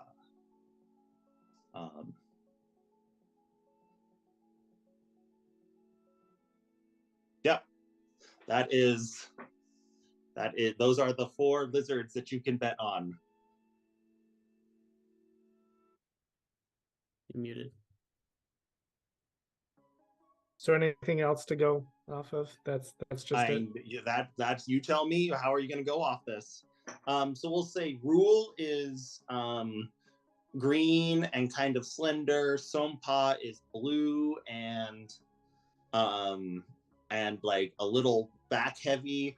Thordak is red and looks hyper aggressive. Windis is green and looks a little sickly, and Devosa is copper colored and looks very proud of himself. I love an underdog.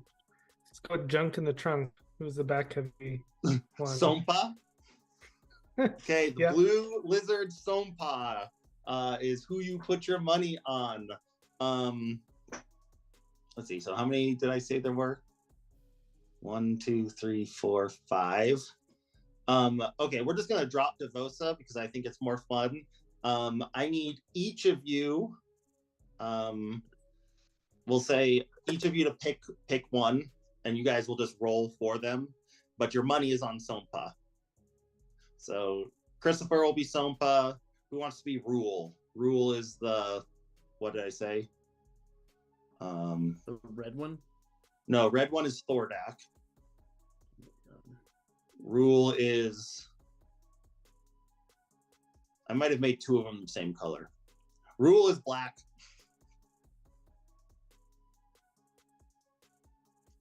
Windis is the green sickly one. I want Windis. I want red. Okay. I can do Rule's the black one. I'll do Rule. Rule's the black one. Okay. And which makes Thordak is Carrick's. So everyone roll 1d4.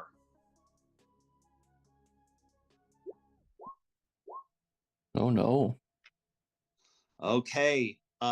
Starting straight out, as expected, Windis is falling behind.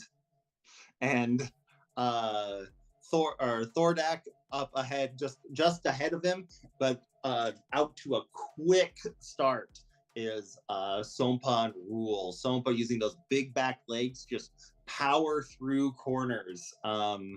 And Rule seems doesn't make as many mistakes as Sompa does, but is obviously slower. But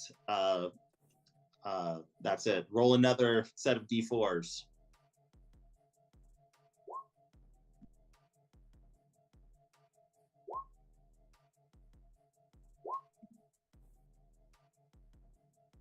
Oh man, still ahead are kind of like same exact description of Sompa and Rule, who are neck and neck by different strategies. However, Thordak has also caught up to them, and Windis sadly has fallen a bit behind, although seemed to have figured out the maze pretty well and hasn't missed many turns. Has caught up a bit, but still lagging behind. And I need one more.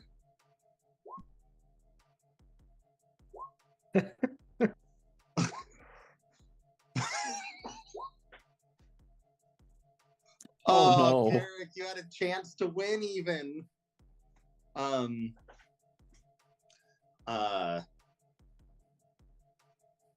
Let's see. So describing this, Christopher and, or not Christopher, but Rule and Sompa are coming out their collective gates at the same time.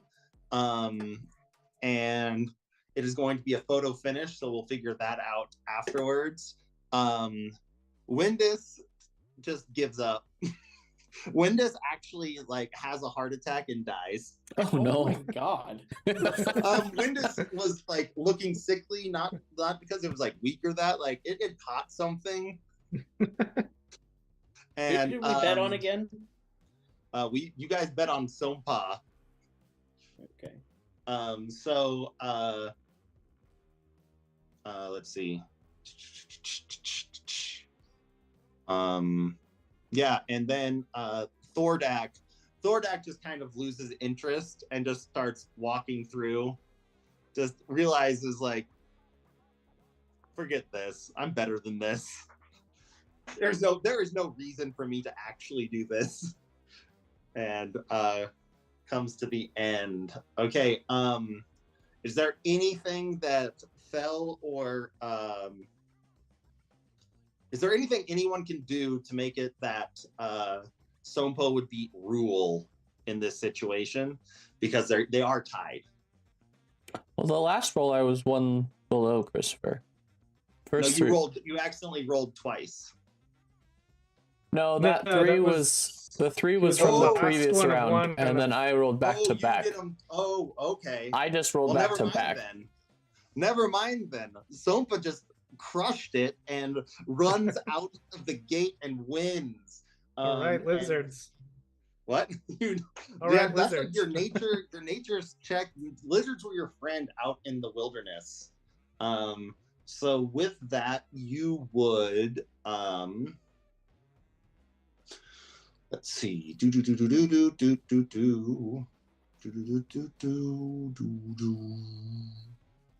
You guys triple your bet. What that 120? You said triple, right? And we bet 40. We'll actually say you quadruple it so that it's just easy math. Cool. So 40 each. Nice. So nice job. Do you want to let it run? No. Nope. I'm done gambling. Gambling's really fun, but when it ends up just being these rolls. Okay, yeah, so you guys each came out like 40 gold. We'll say like you're able to gamble the rest of the time, and you guys all kind of end up at that 40 amount for everybody. And so comes the end of the week, and the 2 little urchins that you guys met at this place, again, names that I'll never remember.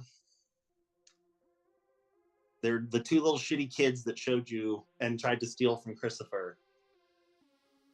Pretty sure it's like Johnny and something. Son of a gun. Anyone got notes from 4 months ago?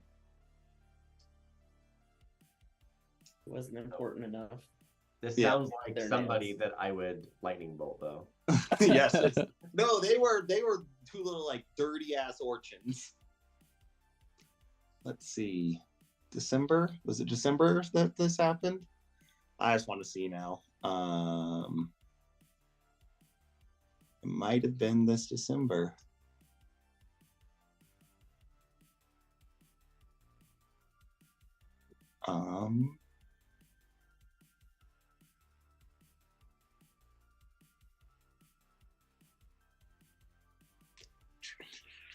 Hank and Harrison were their names. Hank and Harrison both come up and say, "Well, hello, misters. Lady Ophelia sent us down here to collect you. It says she wanted to get you all gussied up and looking nice before the big ceremony tonight, where we're gonna crown a new person that rules over us and keeps us in this world of squalor. How's that sound with you?" That's great. And they're like, "We're just being facetious. We love living here, doing crime." Doing crime. Just give him a chuckle and flip him a silver piece. Why, thanks, mister. And he And immediately goes, hold my pockets too, because I know I just showed where my wallet was. Yep. I've learned my, he immediately goes and runs to a table and tries to win some money before you leave. He gets a 6. He triples it. He comes back with 3 silvers. Like, look at that! Just like that, I get to eat tonight. Hank and Harrison then lead you out of the bar. They just delivered the message. You guys know where you're going now, so you're all good there. Of course, this cord does not work to charge my phone. But as Jake said, I would be the only Twitch streamer that streams via a mobile device. I just went in to renew my thing, and I saw on the top Twitch recommended was just some guy sleeping. So, but There's those some guys weird usually shit have sometimes. things like weird things where like, hey, donate $10 or whatever, and I'll play an alarm while I'm trying to sleep or some stupid shit like that. every time I look at Twitch, I understand it less. So Yeah. That is fair. I think that's true for even the people that use Twitch often. I'm just gonna say every time I look at the internet, I get more confused. So What is this? A new one. No, of course it's. Ay, ay, ay.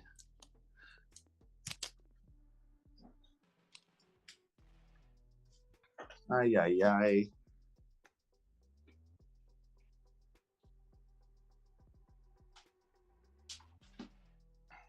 Ay, ay, ay. What does Carrick's hat look like again? Eric's hat looks like Merlin's hat from the Sword in the Stone. Yep. Okay. Before we go in, I am going to give Carrick a new hat that looks exactly the same. Except for except this is magical. So I'm gonna give him this now. Oh god, how do I put this into chat? Can I drag it into chat? Does that work? No. Okay. Well, Ryan, if you look up the Hat of Wizardry, and drag that onto your sheet, I'm giving that to you, and also the Wand of Scowls. And this is all for helping to break me out of being captured. The Wizard Hat, it looks the same, but it gives you the ability to cast an extra cantrip. Oh. Which That you I know don't you have know. a lot of spells. Yeah, a cantrip you don't You can know. try to cast a cantrip that you don't know. So just pick some random cantrip not on my list and just try to do it. Yep. But it's got to be on the wizard spell list. I love that this is actually described like my hat. Like you didn't just make that up. It actually says this. Cone-shaped, adorned with crescent moons and stars. That's hilarious. just like sleight of hand him, like he doesn't even know it's there.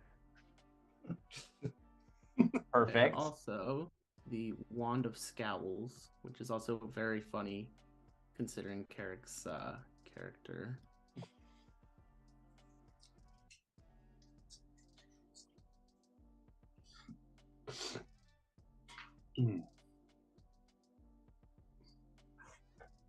Right back. So I should almost add like a resource that's like, let's see, cast random cantrip or something.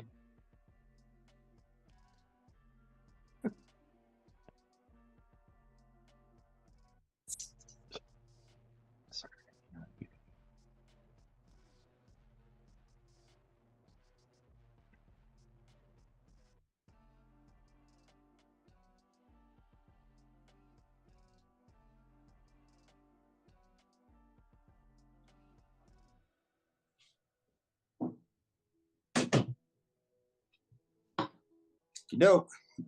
Get all that stuff added. What was the other thing you said? Wand of Scowls. Wand of Scowls. Hilarious. Read that one out loud because it's funny. Wand has 3 charges. While holding it, you can use an action to expend one of its charges and target a humanoid that you see within 30 feet of you. The target must succeed on a DC 10 charisma saving throw or be forced to scowl for 1 minute. The wand regains all expended charges daily at dawn. If you expend the wand's last charge, roll a d20 on a 1. On a 1, the wand transforms into a wand of smiles. I see. Awesome. So I never want it to be the wand of smiles, maybe. Or maybe I did. Wand of Smiles does the exact same, but opposite. But opposite?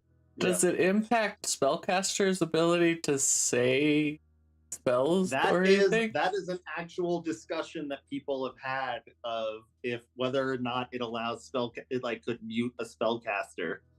Ooh, that makes it from just fun to powerful.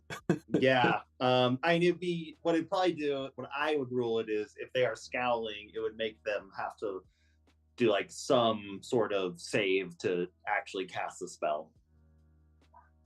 But that's funny that you bring that up, TJ, because that was an exact question that people had about it. Thank you. I think I've done actually regular. tried to use it in Critical Role to do this. I've done video But they have the games wand of enough. smiles. How can I cheese this? What's the exploit? Okay. So Hank and Harrison see you guys off, excited with their new 4 gold pieces. And you guys head off to the estate.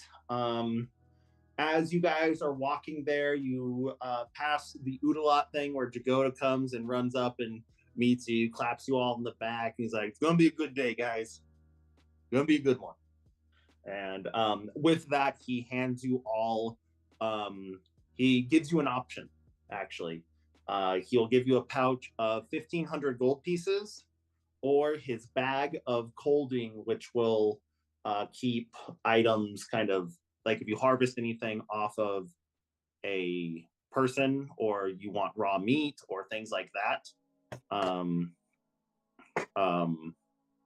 It'll keep it preserved indefinitely, pretty much. Like, think of it as it's a refrigerator bag.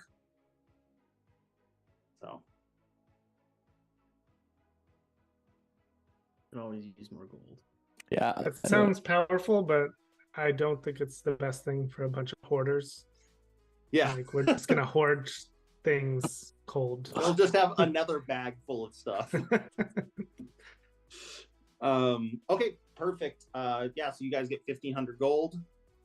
What is that per? 375.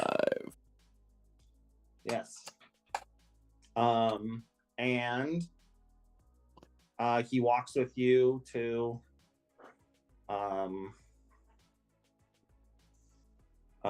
the estate, which I still like to think he gave you 1,500 gold, which if you think if that was rolled up in things of quarters, that is 35 rolls of quarters he just handed to you. But go ahead and you can put it in as 30 platinum and 500 gold, however you want to distribute it. So yeah, you guys get there, and the place is gussied up again, kind of like the ball that you had gone to before.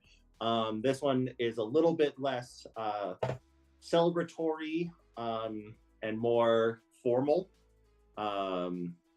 Because the other one was kind of awake. I assume you guys are all wearing your nice clothes. So we got paisley patterned Felix. We have weird long silk cape Carrick with his new hat that looks just slightly shinier. We have Geralt of Rivia looking nice floofy shirt on Fell, and we have Bane coat Christopher. Yeah. And and you guys all walk in and are immediately greeted by Ophelia, and says, "Okay, welcome. We assume this is still a formality, but I'm excited to have you guys in presence when my shithead of a brother loses. So, yes, without further ado, come in." And she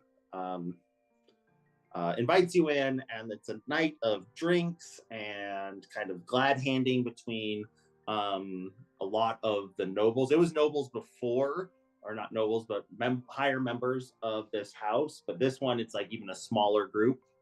Kind of like how the votes had been collected before.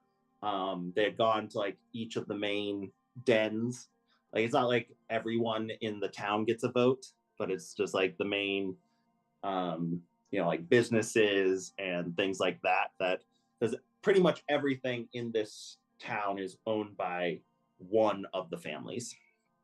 And Jagoda's standing there smiling. He's talking with your kind of new friend. I can't remember what was the other Travian's name, but that guy that you kind of created an ally with. He's kind of talking with him and setting things up. And sure enough, it comes to the point of the night.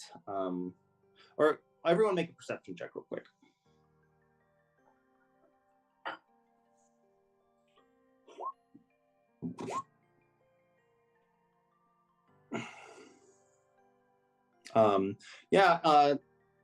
Carrick and Christopher, you guys are just having fun, just kind of enjoying your win.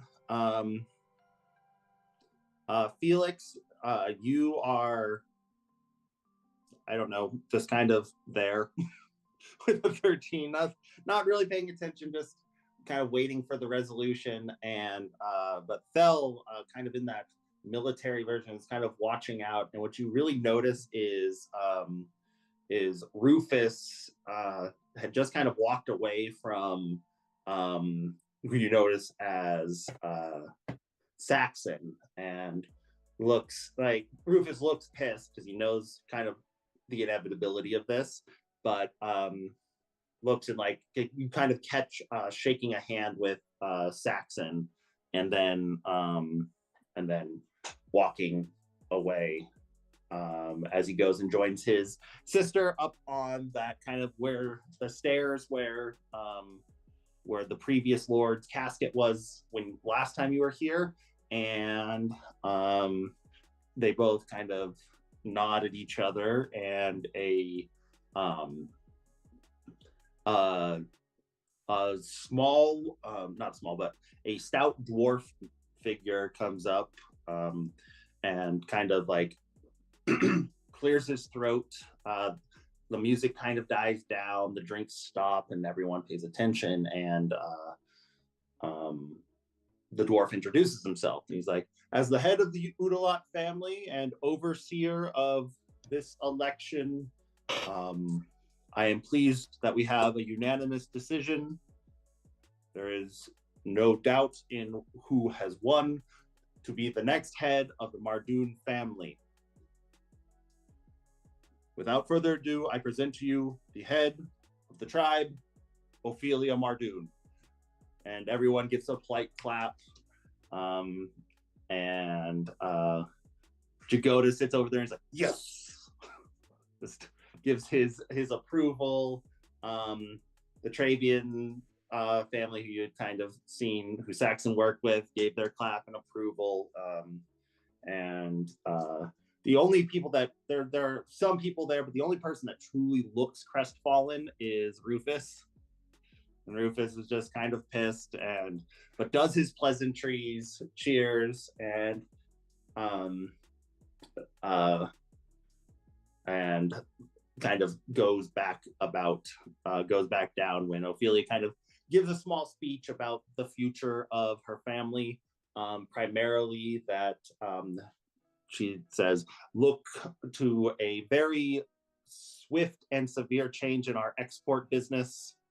That will be coming through for all of you that work with us or have done, there will be different contracts of business done now that my late great father has passed and I am in charge. But I already have promising leads of new business to be had with old allies. Thank you to the five guys for your help in bringing to my attention the need for us to rekindle old relationships, and how lucrative those once were. So thank you, and everybody have a good night. Enjoy your drinks, and yes, back to business. And she immediately gives a toast, everyone cheers, and she walks down and starts kind of glad handing people as she makes her way towards you.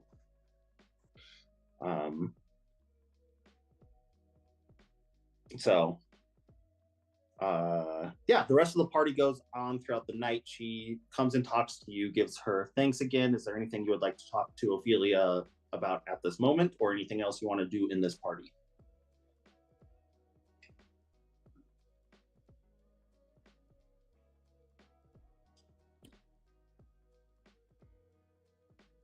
Yeah, think of anything. Okay. Ophelia does ask you to come up to her office for kind of that promised other reward at the she had given, and she comes up and brings you up to her office. You do notice that Felix, or I would say Thel, you do notice that, or not Felix, Saxon and Rufus do leave and are going into her office, or into his office, which is down on the first floor as you move up to hers on the second floor. And she, yeah, and you do see that.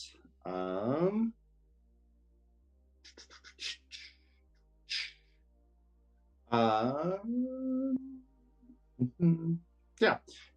And as you're in her office, she says, as I said, thank you so much. And now that I'm at the head of this organization, I can offer you access to our vaults.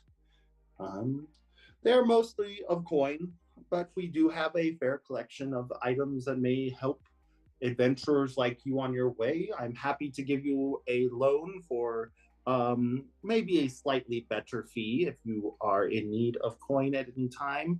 Of course, I will have to collect on any interest in, I'd probably call in favors from you, more than depending on how much you owed, as you are so capable. But our coffers are open for your needs, as well as any items that you may want to procure from us. Kind of a, call it an underground store that only the privileged are able to access. If you have any interest in that, why don't you go to our porter, my kind of executive assistant, if you will. Tiberian is, Tiburon. Tiburon, I always say it wrong. Tiburon is down the stairs and will be waiting for you if you wish to procure any funds or implements for whatever your next adventure may be. Trust me, I have ways of contacting you if need be, and I will have work, I'm sure, as we kind of reorient the direction of this fine family business.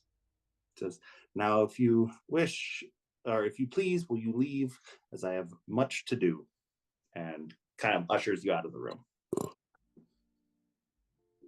So you guys are at the estate. There's still a party going on if you want to join it. There is Tiburon, and Fel knows that Rufus is talking with Saxon. Rufus and Felix are too close to me, so I think that they should be interacting with each other, but they aren't.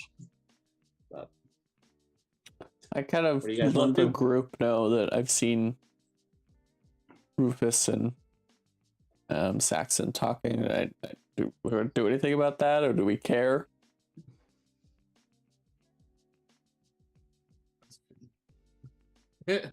What?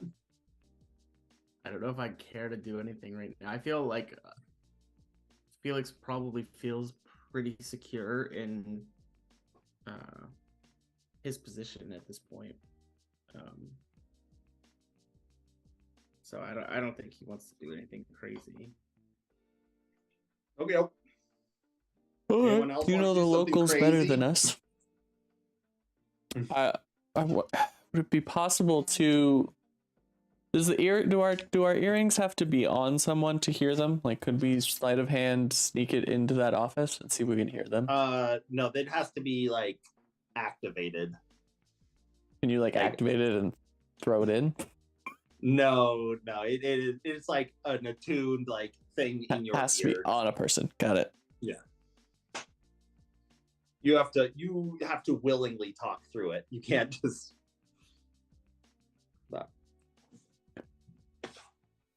I'm curious what kind of wares they might have. Okay. Yeah, if you guys, as you leave and go down from this top floor office, you see a blue dragonborn, specifically with a tail, which matters. But and he immediately goes, "Oh, why, hello, my name is Tiberian Stormwind from Draconia. I'm sorry, force of habit. The Lady Ophelia told me that you are available, or I'm to make the vast troves of loot and items available to you, the five guys. If you have interest in this, or would you like to go? I am happy to show you down to the vaults, if that be, and play as your humble servant." Hell yeah, let's go to the vault. You're kind of weird, Right but that's this cool. way. Let's go see stuff. Right this way, and you immediately see, like, as after he's like approached you with this like very jovial demeanor, immediately like looks sad and takes you down to said vault. Everyone, or is anyone trained in history? Technically, I am, apparently. Yeah, I think you are. We've given you a reason because you read that encyclopedia. Roll a history check.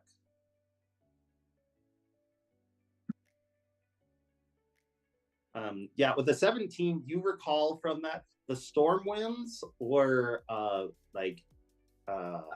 very high up family in the city of Draconia, like definitely noble family. But after the fall of Draconia about 30 years ago, they were overthrown by the Ravenites. There's kind of the Draconians and the Ravenites.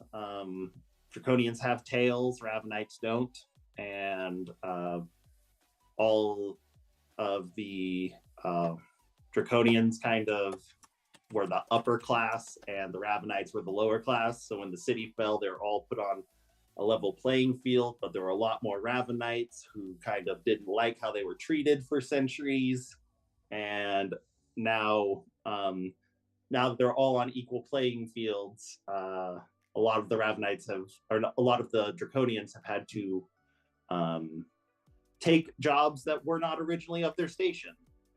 And so this guy was probably once a noble and is now a porter. So, womp womp. Womp womp.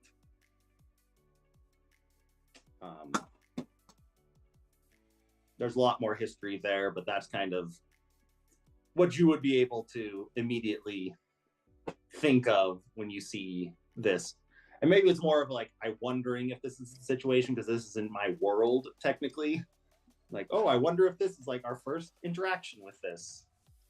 But anyways, he takes you down into a vault, like quite literally just a stairs down, turn, giant crank, guards, gate opens, and says, well, obviously I can't let you take you back to all of the items back there, but I am happy to kind of bring out an assortment. And also, as said, we are happy to loan you money. We'll have to write up a standard contract of repayment and interest and all of that if you would like. So yes, but I will just bring out some items while you think about what you might be interested in, and I can help you if there is something like that in our vaults. We don't have quite the items that the Trabians have. Those men and women are very fond of their magic items and go through great lengths to get them. But we do have our own good set of things that were extorted and excavated and procured from our business associates across Wildmount. So give me 1 second. And so just mechanically, whatever probably based on his discretion, you will have 50 to 75% off one of probably like the least expensive item that you guys want to buy in this situation. But he comes back and he first puts like kind of a leather satchel and opens it up, and he goes, well, here is obviously, and it has 6 vials in it, with 3 regular healing potions and 3 greater healing potions. Obviously this will keep you alive out when you're in the wilds fighting whatever monsters and creatures and who knows, it's bandits that you come across. He places a small stone on the ground. He's like, this is quite fancy. It's it can hold magic in it. Hold magic to be used by even those that don't use magic. If someone puts some magic in it, yes. And he places it just looks like just straight up a black rock with like some white swirls, and he's like, this is a stone that does magic. And then takes out a ivory stack of goats, like a stack of ivory goats. It's like, and these can be real goats.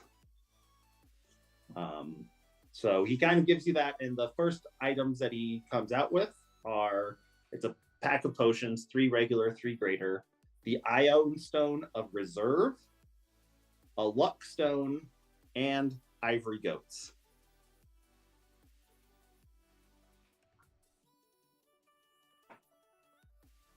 And as you guys can peruse these, he goes, and I will go and back and get a few others. This is just all my crippled old dragonborn hands could carry.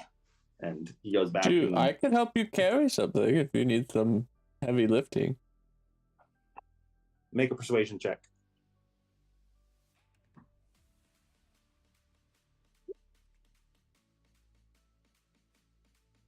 He'll make an insight check. That's good enough for him to... What do you think? Do you think that this guy is +3 to insight? He's a noble dragonborn.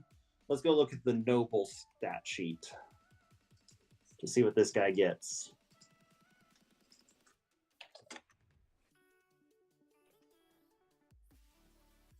Noble.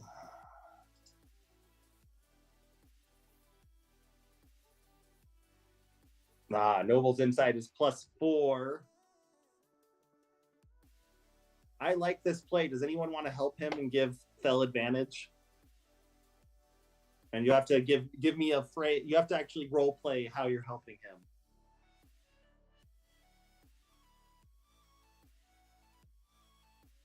To be able to go back and kind of see part of this vault to help this old dragonborn. Yeah, I'll let's see. I'm trying to think of what I could do to help. Yeah. I mean, it's close. He's off by 1. He's gonna still have to beat a 17, which is pretty good. But since it was off by 1, I want to give you guys the chance because it's not something we normally think about is offering the help action.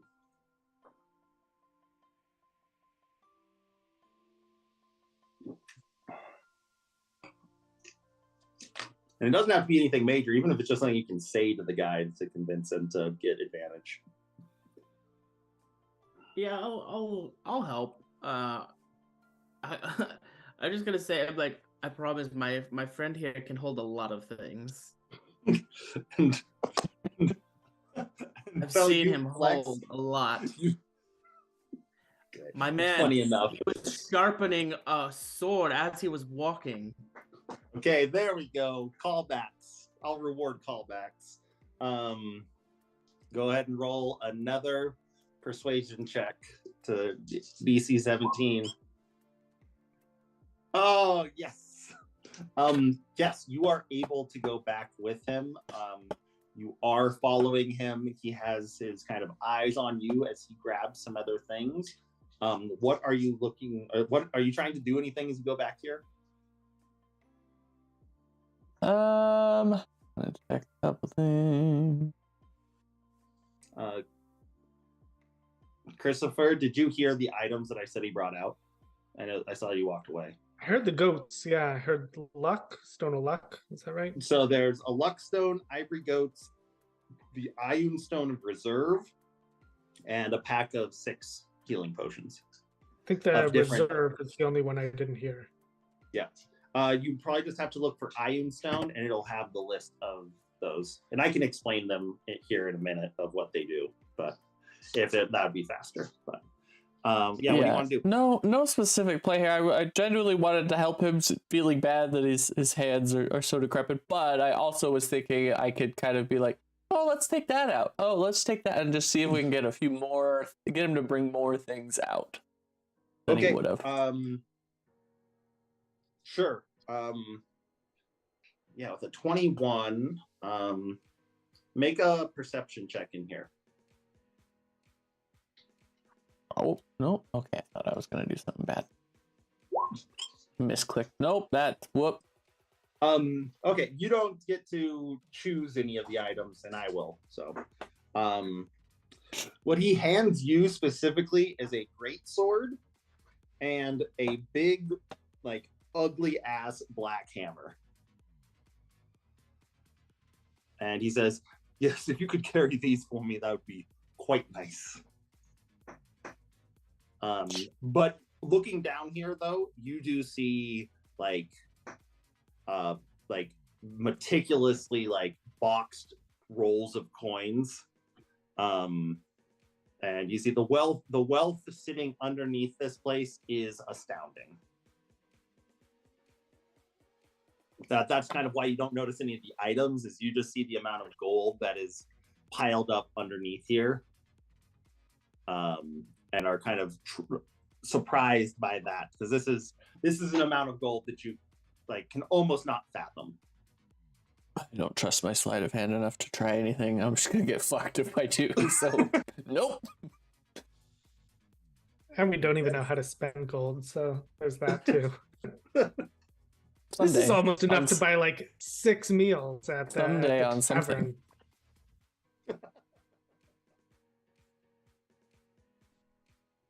Okay, yeah. So he brings out a necklace that has a whole bunch of like intricate blue beads. Like, now these are for more of your divine folk that like to help the weak and wretched and do that, but might not have the ability to on some days. And that is a necklace of prayer beads. Brings out this like iron ball that has like a whole bunch of different like wrapped things of irons. Like, this will hold people if they are using bad manners. And here, one second. And that's the iron bands of Bilaro.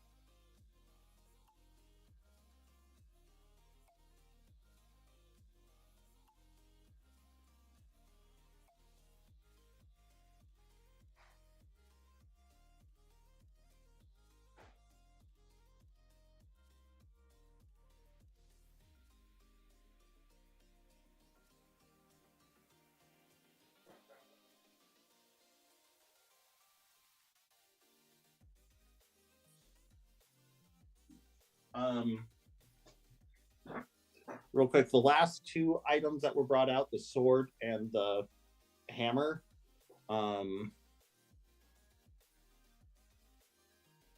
here's the sword, and I will not share what the hammer is quite yet.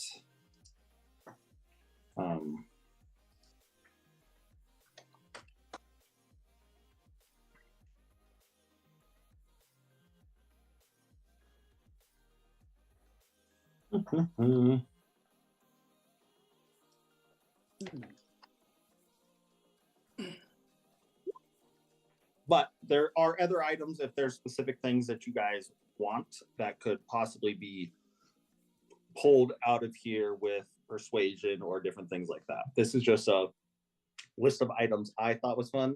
Oh, he also brought out a small wand with a whole bunch of different colored balls all around it. And he's like, and this thing does wild shit. And that is a wand of wonder. Wild shit. So, yeah, I have to make August lunch real quick, so you guys can kind of think on that. If there's anything that you want to buy there. As a reminder, your group funds is, you have over 2,000 gold in your group funds, if there's anything specific. And that's excluding your your weird gems from behind the red door. So just because you don't have the money to buy something, you still might, and you can take out loans from these people. And I would say, as you joked about being hoarders, they will buy items from you. This is kind of like your best shop that you have access to right now, but it's a kind of hard to get to if you aren't here. And the first item has about 50% off, depending on your persuasion check. And then I'll be right back.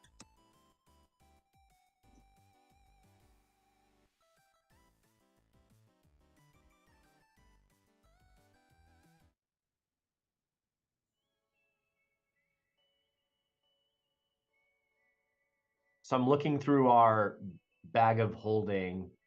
I was thinking, like, do we want to sell any of these things while we're here? And I see something that says notes on implanting explosives in people. What the fuck is that? Was I not here for that one? No, this maybe you weren't, but I think there was remember the kobolds that blew up after we killed them? Yeah. Yeah, the dude that was doing that to them, we found like all his notes on like how to do it. Oh, that's hilarious. I mean, maybe it makes sense to try and sell this blasting powder and stuff. I mean, if we think we might use it, let's not. But if it was something that we were just holding on to and never going to use, it'd be a good time to sell. Well, and is there anything like these immovable buttons? Like, we need those for anything? That's one of those things. That's one of those things that we might like never use. Honestly, Yeah. It could be useful, but we seem to never really think of it. I forgot we even had those.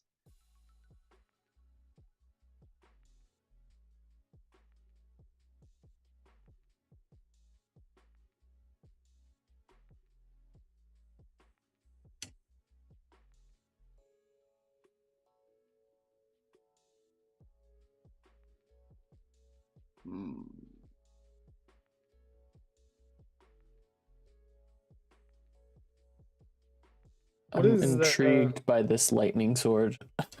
Yeah, it sounds I good. like lightning. Mostly because I want to try at some point to like imbue my javelin and then like throw them together at like a point and see if I can like double lightning something. Or kill myself. Either one. So he said that there was a stone as well that you could imbue with something and then like give it to somebody else. Yeah, it was a stone that I can't remember what It was was named. called. If you look for what's it called, No, it's not searching. It was like Irunes. No, if you just look for stone, it showed up last time. Now my search isn't working at all. Yeah. Now the search just isn't even working, but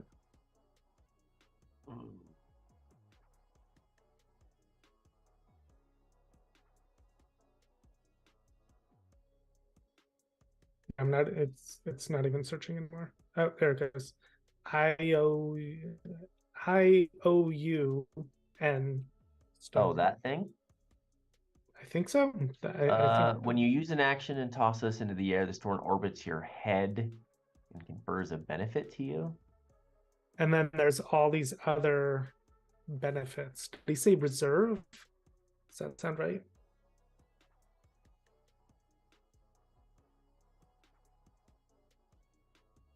Oh, stores spells cast into it, holding them until you use them. Can store up to 3 levels worth of spells at a time. It contains 1d4 minus 1 levels of stored spells chosen by the GM. Any creature can cast a spell first through third into the stone. If the stone can the spell while the stone orbits your head, you can cast any spell stored in it. Spell uses the slot level of the original caster. Ooh.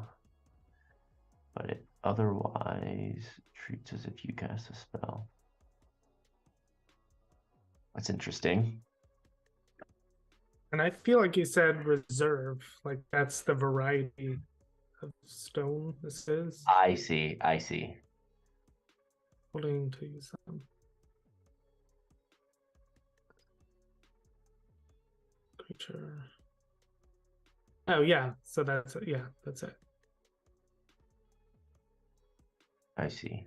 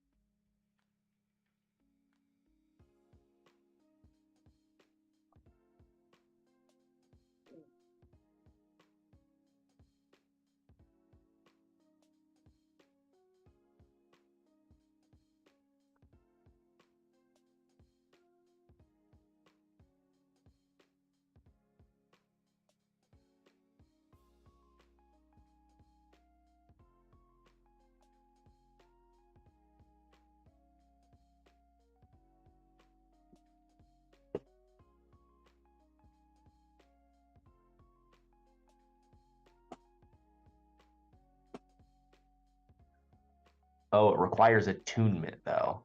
So it's not like something that I could just like willy-nilly hand out to somebody in the group to do a spell of a situation. I think you could like give it to like me to be able to cast like a D3 spell. Like you just store.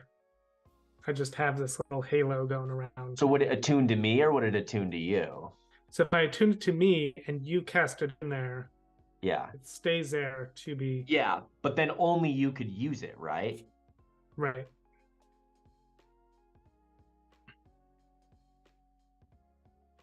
But yeah, I guess like you could use it too, right? Like you could store one of your spells. Like you just charge it to yourself and then you have a bonus spell. Yeah. It seems less interesting. It would be the part that interested me was like being able to essentially gift spells to one of you guys.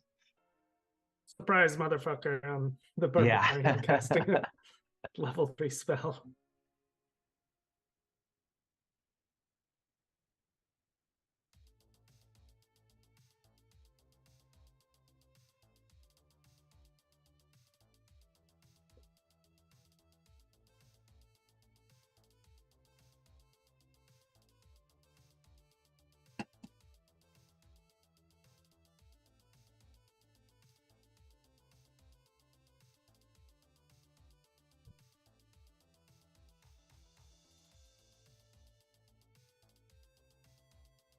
then what are the things? There was the sword. There was a hammer that we don't know anything about yet.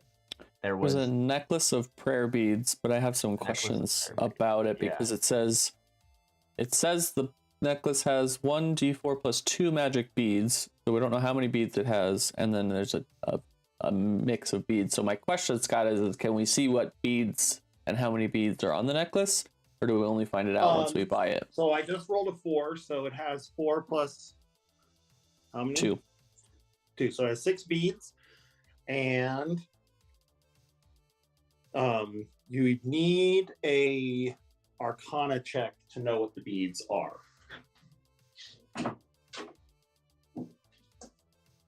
Should I do that, or do you have? Hey, Carrick, do you recognize any of the beads on this necklace? Let me see. I would say you need an Arcana check or an Identify spell on it. Oh. I also can cast Identify. Should I just do that? I will say just because it takes you 10 minutes, or do you have it prepped? Ritual. Yeah, so if it's going to take 10 minutes every time, I would probably not allow you to do that to every item. Okay, so I'll just do an Arcana check then, I guess. Yeah. Also, but Felix does have your goggles that can cast Identify immediately. Oh yeah, that's right. I forgot about those because I haven't really had a chance to use them. Yeah, I'll use them. I'll flick them down over my eyes and take a look. You're cool. I like to think they're kind of like super like blue blockers. They're just like some yellow shades you wear at all times. You're wearing your Gunnars.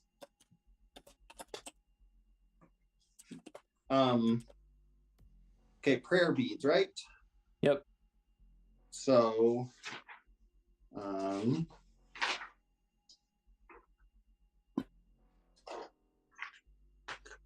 geez, Maurice. How do you spell prayer? P-R? A-Y? Oh, it's necklace. Yeah, necklace of prayer beads. Yeah. Okay. To roll a d20, and then there's different stones. Yeah. So I would have you roll 6 d20s real quick. This is just you would know what each one is. Felix roll, or should I roll? No, you can roll. The person that would be interested in it should roll. 6d20 roll.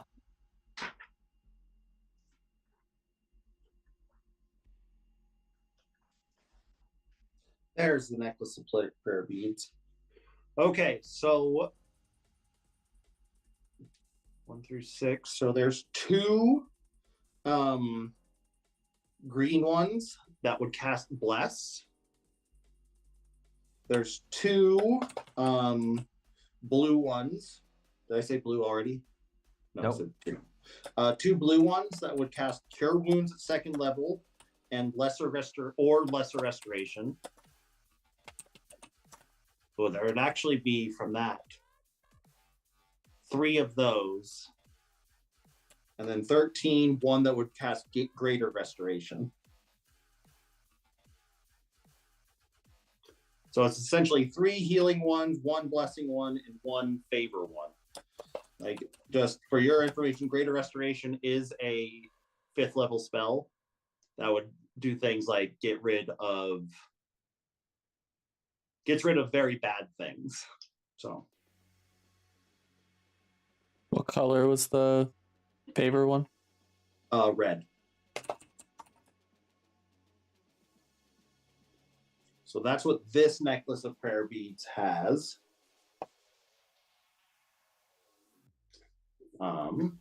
It does require attunement, so good to know.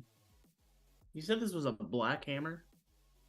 Yes, this is just like it's a maul technically. So a 2-handed hammer.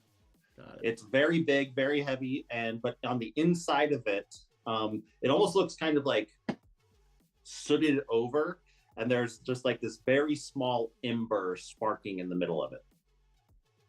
I bet that does something with fire. So there's that, and you can also ask him. He'll give you like for things like that where it's like rolls. You probably would need to do specifics, but a lot of the other items like the Iron Stone Reserve, essentially it can hold a 3rd level spell. How much is that one? How much are these things? Yeah. That would be negotiable. So the Iron Stone, it looks like it requires attunement. Yes. So that means that it can only be like only one person would ever be able to cast from the stone, or is that who can put spells in the stone? Like how does that anyone can put spells into the stone, only the person attuned to it can cast out of it. Okay. Are there any like consideration? Okay, it's like it's like spinning around whoever's head. Yeah. Is there like I'm gonna go to sleep? Is that a problem? No, nothing like that. It would orient itself to where it's spinning above your head. Got it. But because it's spinning around, people can destroy it. It has an AC and health points. That one sounds pretty cool. Sorry.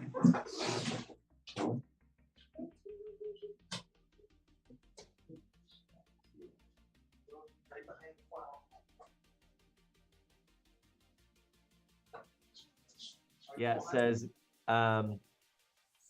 another creature must use an action to grasp or net the stone to separate it from you, either by making a successful attack roll against AC 24 or a successful DC 24 dexterity acrobatics check. You can use an action to seize and throw the stone, ending its effect. Yes. I would say there's a negligible chance that will ever happen. I don't know of many people that would say, I'm going to grab that stone off their head. But, was there anything you guys wanted to sell or trade? Because they'll take trade too. So I think we should just sell most the shit. just sell the shit. Yeah. Peridot leaf carving. We got in the magic ice. I all of that stuff. Yeah, if you wanted to sell all of your gems and all that just put it in the party funds. But like folding boat, do you want to sell your folding boat? I like the boat. No, should the boat stand? Boat stand. Ring of displacement, have disguise, removable buttons. Movable buttons. I like the only thing on here that I don't see us ever using is Horn of Silent Alarm. In what world will we ever need that? Not that now that you have your earrings. Yeah, and then a Masquerade Tattoo, which I think is another disguise thing. Yeah, anyone can attune to it and disguise themselves. Like I obviously don't need that. I don't know if you guys want that. But these all these so wait, all this platinum and copper and stuff, I assume that's just in the copper, like that's already in the funds, right? Yeah. What I would look for things to sell, Chris, is the party equipment / items. Those are the things that are more, anything that's highlighted in purple would be something they would be interested in. Does somebody have the hat of disguise? No, hat of disguise. We don't have someone using either. Nope. And that one doesn't require attunement, I don't think. Okay, we're staying on to that one. Yeah, attunement one is what's hard. Mm-hmm. But Jacket of Many Pockets. What is the Psi Crystal again? I don't even remember what that is. The Psi Crystal is something from Rime of the Frost Maiden that allows you to speak telepathically. I have never used that. Yeah, I mean, it has some other things for that actual campaign, but I don't think I'm going to bring it into this campaign because you guys have out-leveled it by like 4 levels. Okay. So it is something that they might be interested in because it is an object from a different plane. Yeah. I think we could sell Psi Crystal. I think we could sell Horn of Silent Alarm.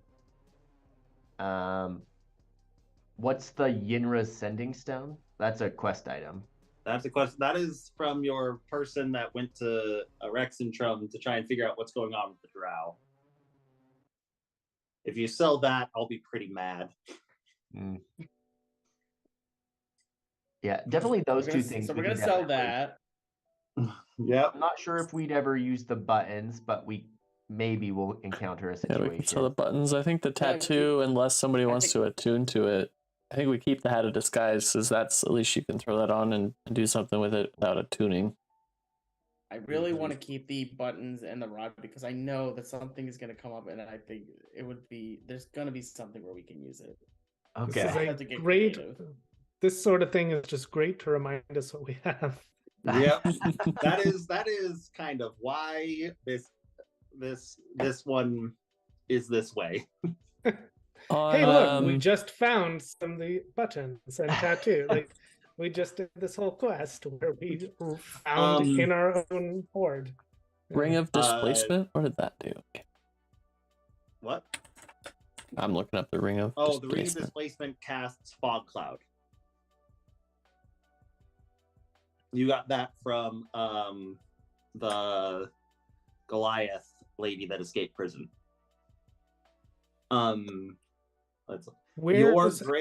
Your special headlamp Fel is kind of useless now that you have your cool goggles. How do we tell how many things we're attuned to? Anything that has a star next to it. So right now you are attuned to 2 things. Star where? In that party equipment. Items. Yeah. Oh. I've kind of kept track of that for you because cool. It hasn't been brought up.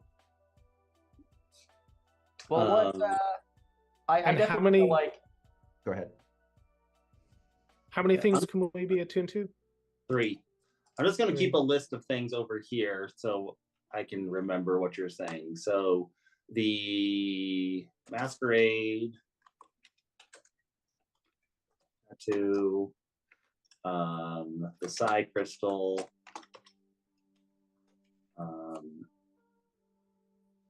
let's see.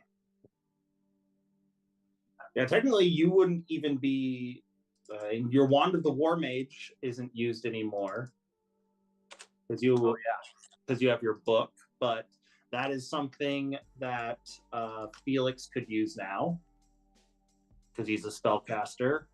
Oh. War Mage? What is it? The Ring of the War Mage? Wand of the War Mage. It would give you a +1 to your spell attacks. Yeah, +1 to the attack rolls. Yeah. And then you also ignore half cover when you're making a spell attack. Do you want that, or should we sell it? Yeah, I want that. That'd be cool. How many do I have? I don't even know how many things. You have no attunement slots left. Yeah, that's what it was. I gotta see what I have. Because you have your armor, your dagger of the ogre mage, and the goggles of object reading are all attuned. You also have a dagger of venom that you have never used. Because it's a D4 compared to a D6. What is? The dagger of venom is it? Can I sell that? Yeah. Yeah, I'm gonna sell that then. I'm not gonna we were gonna do the Horn of Silent Alarm as well. Yeah, we don't need that. Horn of Silent Alarm. I'm just moving everything that you're saying you're going to sell. And what about the Jacket of Many Pockets? Does anyone feel like they need many pockets? Why do they not have attunement slots on the fucking character sheet? Oh, I'm pretty sure that's also one of the reasons I paid more. We can create an API for that. Or I can edit the character sheet to have it. What were my attunement slots? Actually, for everyone right now, create a custom resource and just say attuned items. and put the max of 3 and your current as the other current. Under custom skills. It's that thing. It's the thing right above all of the the list of all your skills, where your arrows go.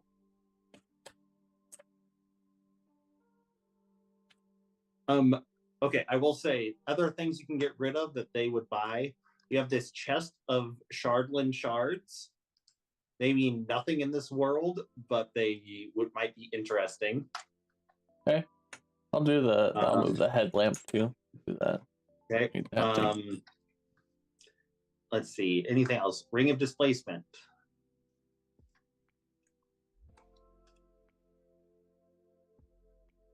I'm not that interested in that ring. I don't know if anyone else is. Cast Fog Cloud. Where are the resources? Sorry.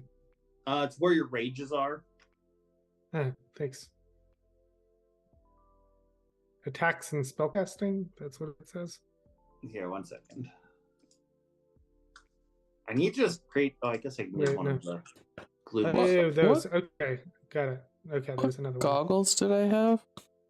They are on there. They don't need attunement. They are just in your list. Is it the imperfect goggles of the night or the other? I've got multi goggles listed as well. Those are unneeded anymore.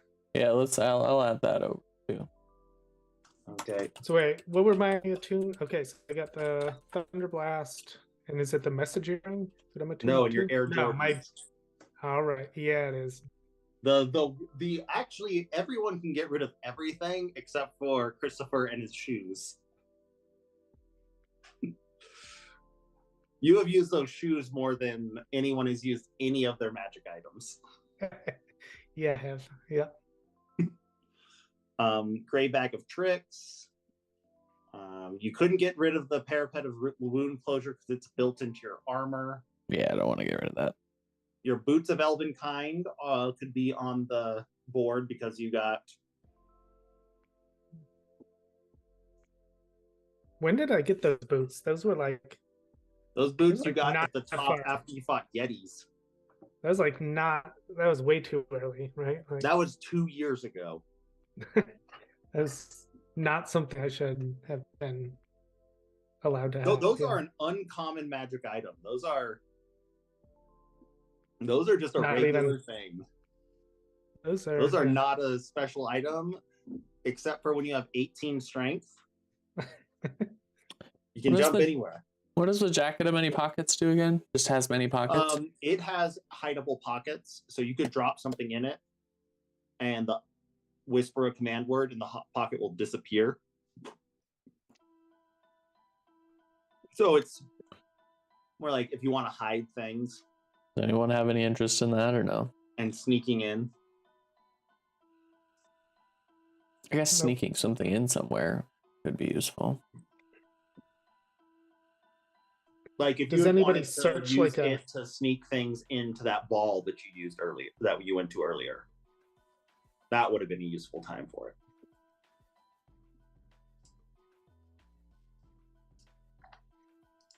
There's a play to be had there as long as you don't have to attune with it. So maybe we hang on to it. Yeah, nothing else needs attunement that's here. Yeah, I think talking with everything. How do wizardry requires attunement? Yeah, I just added that because it does. Okay. Well, since I'm getting rid of the psi crystal, I figure that's okay. But oh, okay, yep, that is. But Wand of the War Mage is going to Felix. Yeah. I will say this: he brings out all this stuff, and this night you guys go and get kind of drunk at a bar and talk about this and figure out how you're displaced. Like, you guys are very open. Some people are very attached to their magic items. Yeah. Hey, Jake, if you just search in the compendium Wand of the War Mage +1, and you could add it to your list that way. And for a little flavor, when he gives that, so this wand, if you remember do you remember how you got it? Nope. You got in the same place as your Pearl of Power. Remember, it was cold. Yep. You guys were in Doug's cavern, the giant guy that was attacking Goodmead, and you opened up a crypt, and they were sitting there, and you pulled it out, and you got cursed. But Christopher was smart enough to burn through some water next to a holy symbol, and you were able to drink the water and remove the curse. Ah, I do remember that. That was 2 years ago, or that was 2 years ago. Oh, and just for your sense, Fel, you cannot unattune or unequip the Titanstone Knuckles. They are still stuck on your hands. Yep, I was going to ask you that to make sure, but that was my remembrance, so. Yes. Question on this Volt Edge sword. What is the base damage? It would be the same as your greatsword, so 2d6. Okay, so 2d6, and it does the extra d6, 1d6 it would of be lightning. Exactly like your Thorn Slasher, except for its abilities is to do the lightning stuff versus being able to turn into a whip. And it does an extra 1d6 of lightning when you hit. Or is that total? Is that always? The split middle sword arcs with electricity between its two halves. When you hit with an attack using this magic sword, the target takes an extra 1d6 lightning. I wasn't sure if that was is that one of the 2d6, or is it that in addition? It does not have the +1 that your other sword does, but it does do that 1d6 extra. So your other sword gives a +1 to attack and damage, always. This, you don't get that other +1, but you get that 1 extra d6 and the other skill. And that's why it's not overpowered. So that's that would be your trade-off. But at some point it's already +8. It won't be +9. And you're guaranteed to always get that 1 extra damage. Yeah, that's yeah. And so it is unequivocally a better sword, but has slightly less utility because it can't turn into a whip. But all up to you. What's the price on Volt Edge? Do we know? No one knows anything yet. No one knows anything yet. Okay. That is. Well, there will be haggling involved. I am interested. Was Thorn Slasher, was that one-handed or two-handed? Two-handed. Two-handed? Nuts. You could also sell your Clockwork Shield. That's true. Because there's a big black hammer. Yeah, I want to know about this big black hammer. What? I'm asking about this big black hammer. Okay, so you guys are sitting there that night, and what the fuck do I? Sorry. Look at the amount of things Felix has that are magical. Well, to be fair, also, the alchemy jug is not really on. Like, I pulled it out that's just my in the bag of holding. Yeah, like this can go back. Ooh, I did want to say, look at what's in your on your robe of useful items, Felix. Is that what this is? The ORBB? What's fucking? No, the ORBB is your crossbow that can rotate into the rope blaster or. Oh, okay, it's dope. That's just fun. Yeah. But your my robe of useful items. If you go into your treasure, if you go into the second sheet, yeah, I got it. I can summon a dog. You're gonna pull the dog patch out and just summon a dog. Yeah, this whole conversation, guys, we've gotten so much shit. What do they actually do? You guys go out into the woods and just kind of just pull items out and just start using them. The masquerade tattoo, you put it on, you realize like, oh, I can change into like this thing, and then someone else puts the hat on, like, nah, this is a much better one. And so you guys are just out like in these woods, just like not letting people see just how much wild shit you have. And start doing all of this stuff. Like you click the immovable rod, make sure it still works. You who wants to be stabbed by the dagger of venom? No.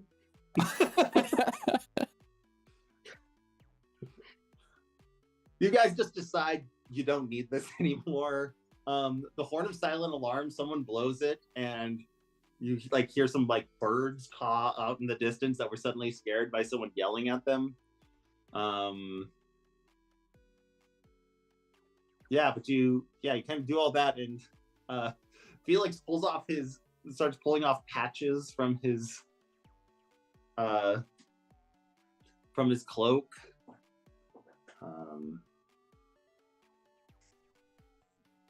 So I have something in my on my person that I don't know what it is. Cold rod. I'm pretty sure that's from the original quest. Yeah, those things have broken. Okay. That's for simplicity's sake.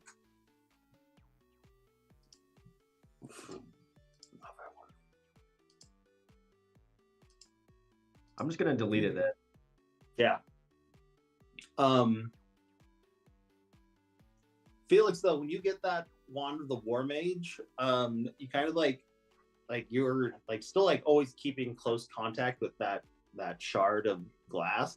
It like almost like as you hold it like flips up and goes into this like how that wand kind of works is kind of like these jaws of a small animal are around it, and there was like a black or like dark blue stone in there, and it just gets like it doesn't even shatter. It's just like the other stone replaces it.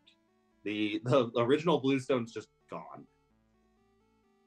So just how do you guys feel about body that parts? stone was your spell casting focus, and now the wand is your spell casting focus. It's in there now. Okay, sweet. How do these guys feel about body parts? Because we have like cave fisher meat, white dragon scales, some Hydra fangs. No, you can go sell some of that stuff. Maybe we'd sell it elsewhere. The white dragon scale, the displacer based pelts are done. You did not tan those well. You pull those out and it's just this sloppy mess.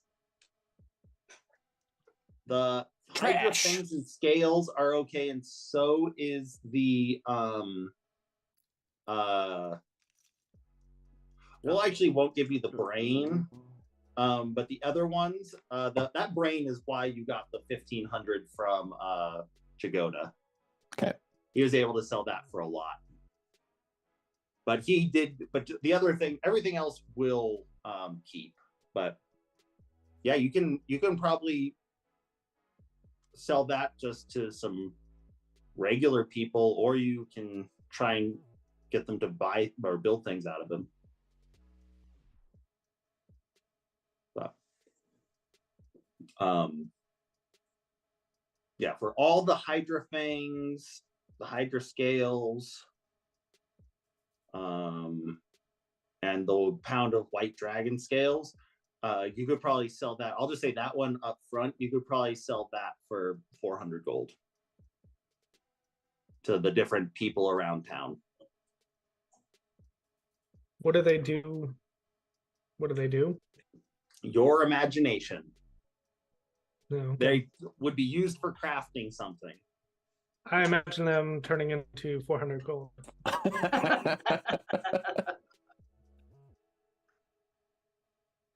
Okay. You guys can delete that and everyone can take 200 gold.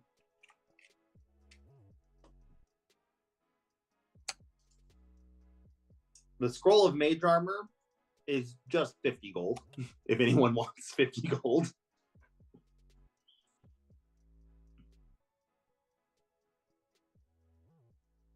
Unless Felix wants that now. He can't learn he can cast it if he wants, but it's a one-time cast. If he already has it, it is unneeded. We'll say it's 40 gold, so it's it's 100 gold, so 25 each. Okay. I also added a few things that were on my personal list that wasn't on here. Yeah. So we can better keep track of these random things. These scrolls are also one-time use things, right? The Icarian Flight, yeah. Yeah, Icarian Flight cannot be transcribed into a book. Okay. And do you have any notes on what that does? Literally, my notes say Scott will know what this does. Okay. I think I actually made you make a check and you couldn't quite figure it out. Okay. But I think the meta figuring out. Yeah, I only think that Chris Chapman and I care about that joke. Basically, yes, you fly 500 feet. It's an ejection seat, basically. To fly you 1,000 feet in the air and die. Okay. But Carrick doesn't know that. No. He knows that it was found on a dead body that talked about traveling really fast. I need to dead find body in a reason crater, I think, right? Yeah. Okay. Well, do you guys think you have deliberated enough, or? I think so. I think we've come to a good place here. Okay. So just for this, so we'll say you actually sell the chest of Charlatan shards for another 100 gold. So give your guys selves 25. Somebody buys this and says, "I have no idea what to do with this, but it looks kind of cool." They are super cursed.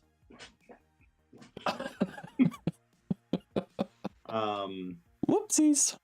This D&D items spreadsheet is chaotic as fuck. Yeah. I wanted to fix it, so after this I will get everything situated, because you guys can just use your sheets. For me, it's much easier to see them all at once, because I need to care about what you all have versus you only really need to care about what you have. Mm-hmm. But also, this dagger +1, no one's going to use it, right? No. Take 250 gold.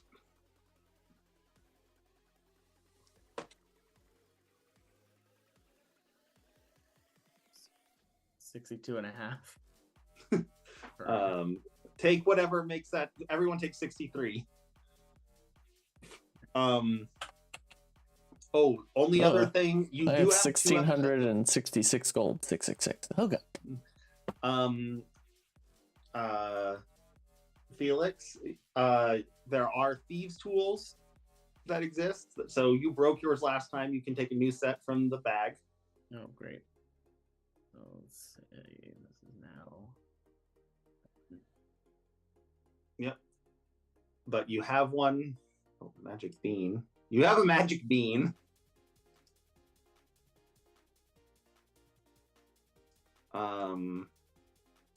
Let's see. Beyond that, all good. Oh, you also have that the donation box you stole from the church that you couldn't open last time, Felix. Oh yeah, forgot about that thing. So put it on here. What was it? Unopened donation box. Yeah. So I rolled garbage. Yep, I think you rolled a natural 1. That's why your thieves' tools broke. But okay. So all of that, you have your 6 items that are going to be sold. Cool.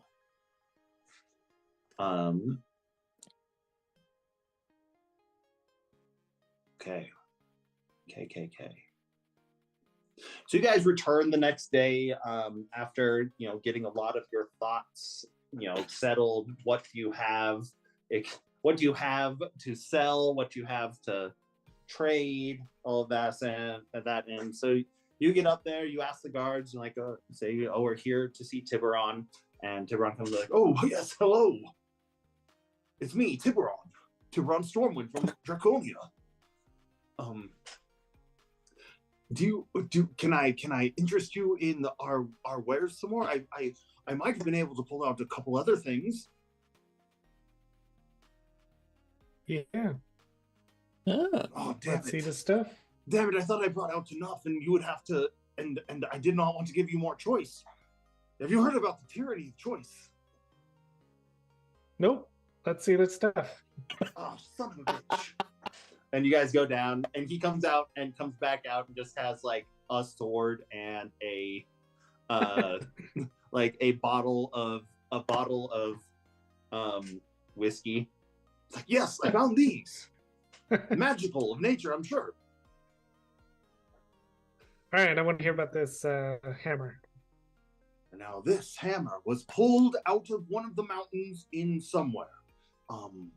If you ever heard about the tyranny of the dragons that laid waste to Draconia and besieged Iman back 30 years ago, this was pulled out of there, and somehow we got hold of it. People say that it was once owned by the king of the fire giants, and that it is just waiting to one day return to the molten core of the earth to become more powerful. However, right now it can, as I know it, and he tries to pick it up.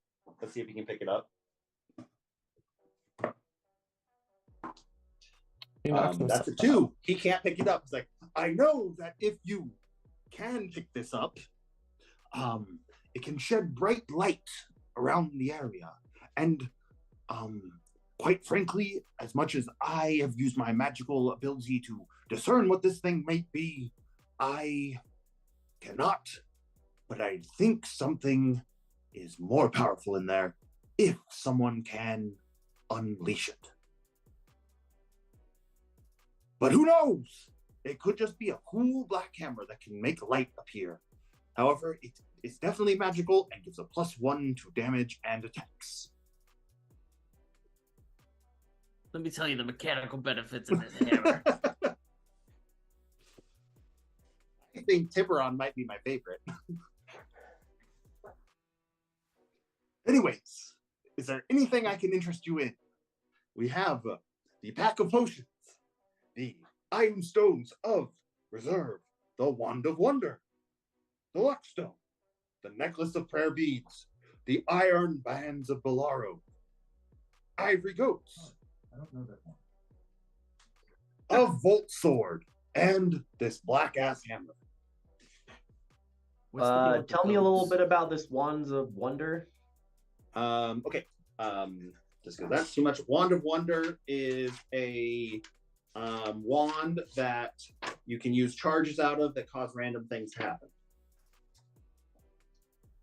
Specifically, the wand has 7 charges, and it has 1, 2, 3, 4, 5, 6, 7, 8, 9, 10, 11, 12, 13, 14, 15, 16, 17, 18, 19, 20, 21, 22. There's 22 different effects that could happen. It's very much like a wand of wild magic surges, but rolls off a different table. There are things that it ranges from casting lightning bolt to producing gems to a target turning blue for 1 to 10 days. Yeah. Okay. And it regains 1d6 charges +1 a day. It does require attunement though. Okay. And tell me about these goats. These goats, each one of them turns into a goat randomly each day. More specifically,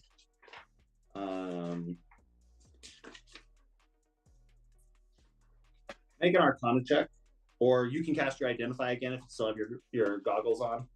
No, I stopped the attunement with them. Okay, sounds good.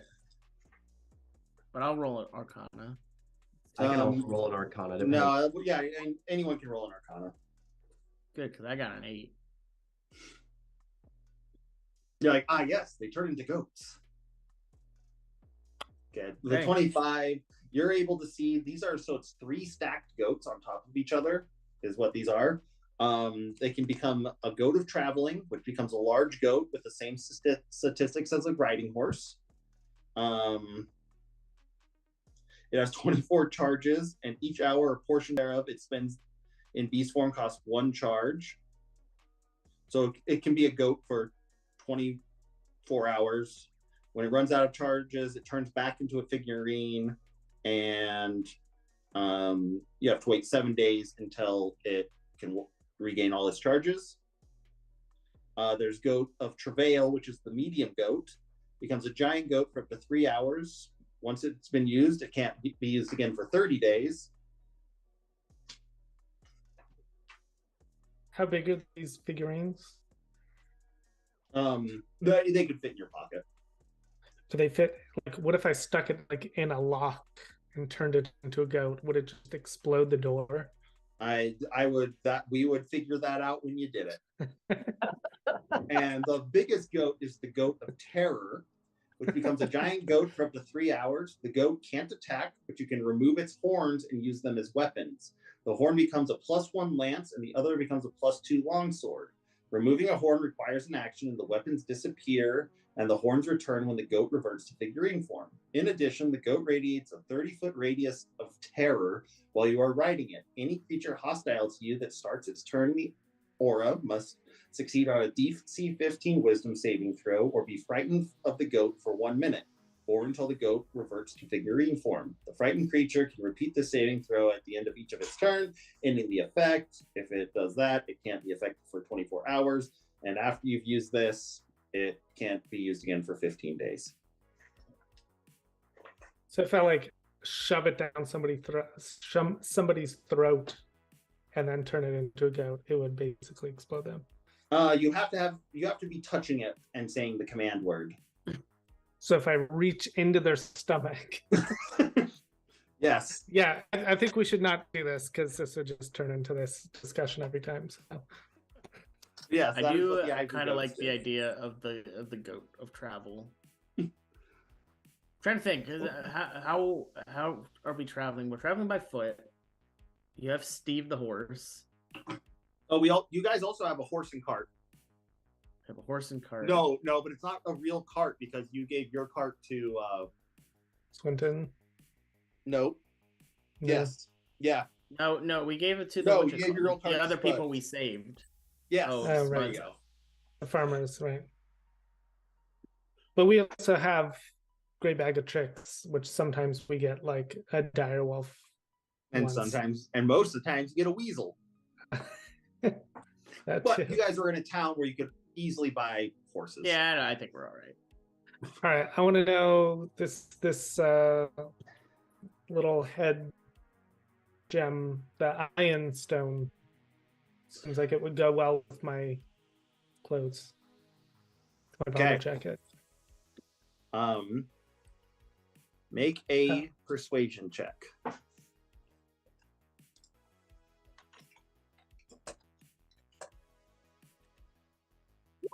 Nope. No. So,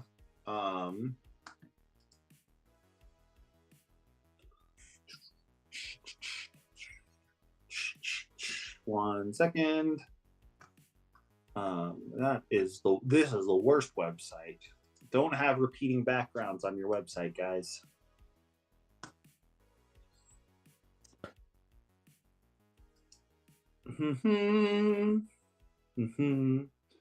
Are there any items of that were yours that you are trying to sell, first of all? Of mine?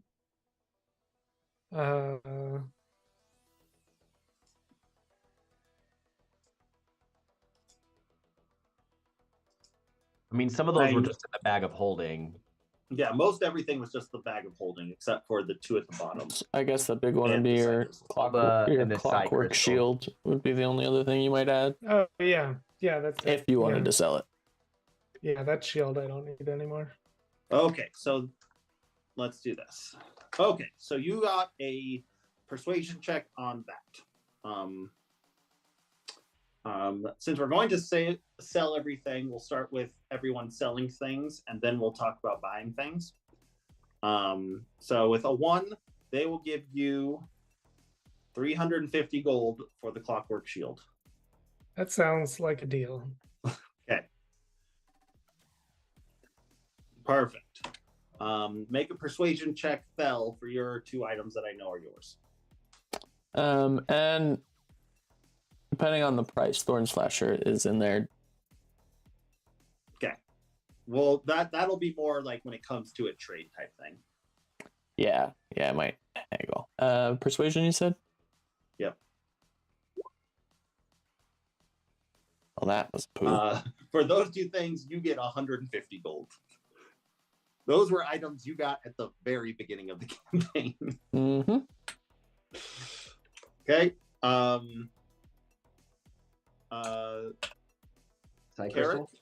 Carrot, persuade for the Psi Crystal. Oh yeah, watch this.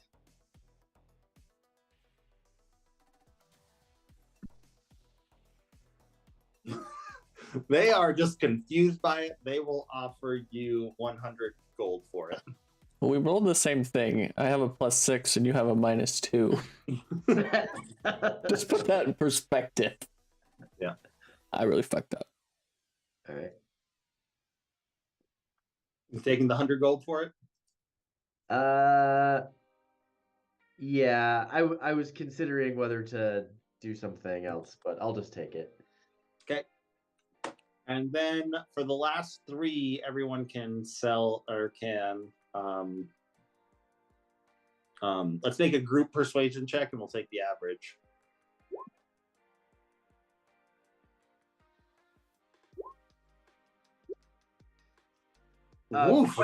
Question. When you say that this coin can't be used again for 1d10 days, does that mean that like game days or? No, that's game days, and I will say it's been 10 days, so no matter what, it's reusable. Yeah, can I use the coin on my persuasion check for this group persuasion check or no? Yes. Okay, I'm gonna do it.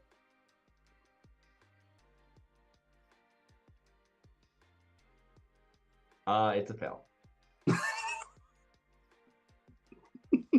Or the shot. Okay. So what's 15 plus 16 is 30, 32. What's a failure for you is -3. So 29 divided by 4. Ooh. That's not good. 7.25. Yeah, that's not beating anything. Okay. I'm trying to think. If you guys can come up with any way to improve these things.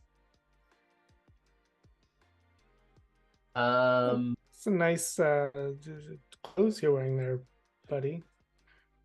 I'll say if you can get over 12, you are getting decent price for this. Anything under it, you are definitely getting paid less. Do you want to see me jump really high? Anyone have spells? Anyone have? He goes back. This is what's happening. He hears you say this, and Fel and Felix are being quite like persuasive in this situation. Like, yeah, I can get that. And then the other 2 of you just like rip ass. just like say something like derogatory towards. Do you want to watch me eat a gallon of mayonnaise? No. Why would anyone want that? I don't know. It worked out one time. Kind of. Okay. I definitely use prestidigitation to make the dagger nice and sparkly, like shimmers sparks. I'll let you stab me with the dagger.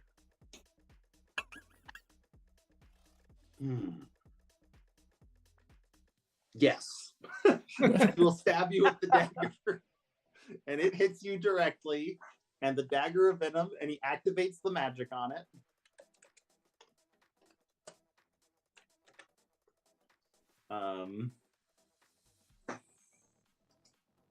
No matter what it hits, because you're letting him. And make a Constitution saving throw. How many last time?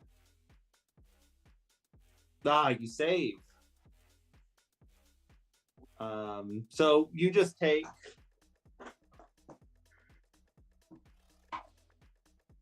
5 points of damage.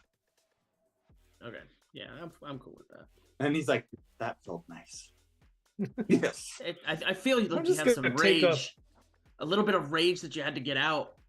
Yeah. Let's see. If you hadn't saved, I just want to see how much you would have taken. Okay, you would have taken another 11 damage and been poisoned.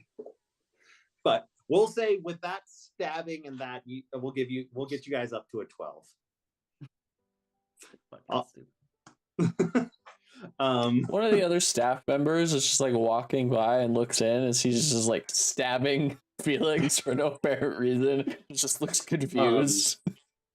So with that though, that would be. See, it's a good dagger, right? It's a very good dagger. There's a Horn of Silent Alarm common.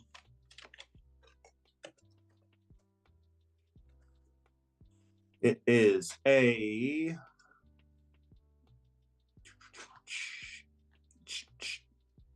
okay, it's common. Okay, so 100 Masquerade Tattoo.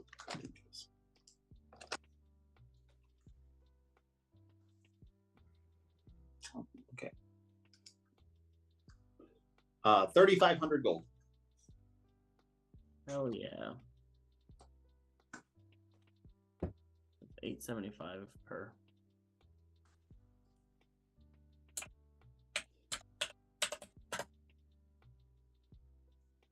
Okie doke.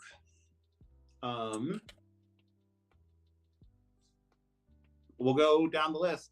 Felix, anything you want to buy? I think I want to buy the damn goat, the goat figure, the travel goat. The goat figure would be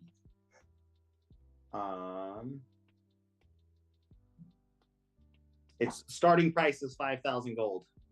5,000? I don't want it that bad. I don't know how much you have. Not 5,000. Well, this is a discussion. How much do you have? How much are you willing to part with? I'm not willing to part with. I have 1,700, and I'm not willing to part with much more than like 1,500. Okay, roll a persuasion check. You need a natural 20. Nope. 5% is not great odds. Nope. And but you can always take a loan out. With a 13, he'll drop it down to 4,500. So a 3,000 coin loan has 10% interest per week. Yeah, I'm not doing that. Okay. Okay. I'm good. We'll find some goats. It's okay. Find some goats. Okay. Next we'll go on to Carrick. I don't think any of because all the things that I think are interesting are attuned stuff, and I don't have any attuned things I want to get rid of.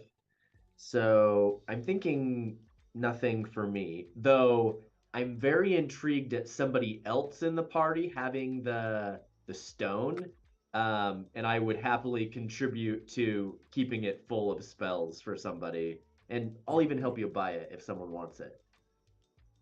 I am totally interested.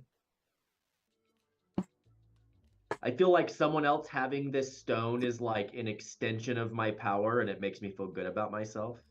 Okay.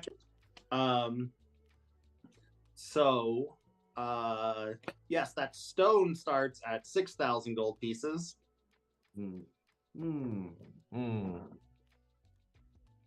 I'm very good at bartering.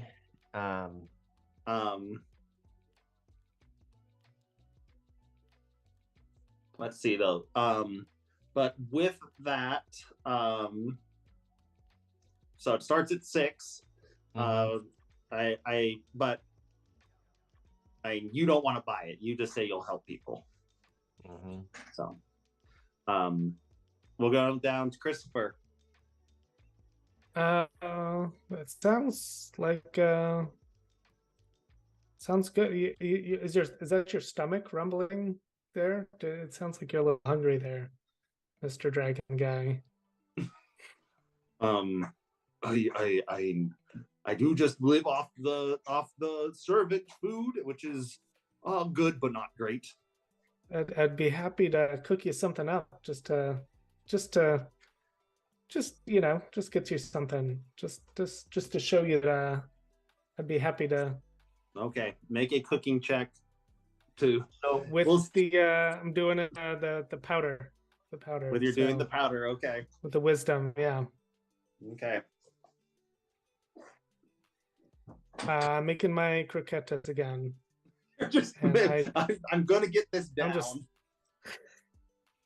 I posted gotta start making more vegetarian meals, my dude. You got a +1 on your vegetarian meals. I do, yeah. There we go. We're doing some mushroom and spinach. Mushroom and spinach croquettes, yeah. Okay, I'll say that's enough. 17 vegetarian cooking skill check. Can I use prestidigitation to try to make it smell extra good to this guy? Like maybe I waft it into his. You can also dust it with powder. Oh, yeah, I'm definitely dusting dust it with powder. Okay. Oh, so I should have done the advantage, right? No, he gets disadvantage. He's going to make an insight check. This will only benefit anything under 17. It gets added to your roll. But he has disadvantage. His insight is +4, which is what we decided earlier because he was a noble. That is a 3 + 4 is 7, so that means moves yours up to a 24. Guys, sometimes it's fun to just make up rules. So you are at a 24 on your persuasion check. I will say that reduces it down to 4,500 gold. I'll do it. Yeah. I got 531 platinum, so I'm good to just do that. Jesus Christ! I've been hoarding since who knows when. Yeah. And he does look at you, and with that persuasion check, he's like, and also, because I never want to lift the thing again, I will straight up trade you this hammer for your hammer.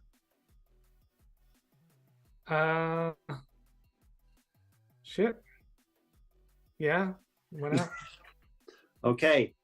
Write down that you have a black fiery maul. Black fiery maul. How much? What's the attack on it? The attack would be it's a +1 weapon, so I'll fill it out after this. All right. And I'll post it. Yeah. And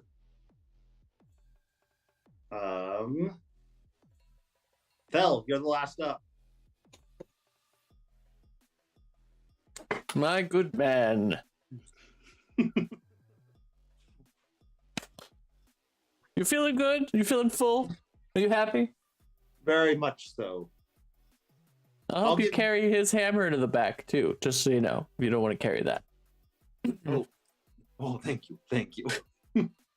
All Make right, a persuasion edge. check on that. Make an initial persuasion check. He's like, I'll gladly take the help. Okay. Let me scroll up. Curious about this electric sword. What's the starting price for this blade? It would be the same as the Iron Stone, which what I said was 7. We'll say since you helped him 2 different times, we'll start it at 6,500. My good man, is that the best price you could give? I also have this sword. I could exchange it. I show him. It turns into a whip and the whole thing.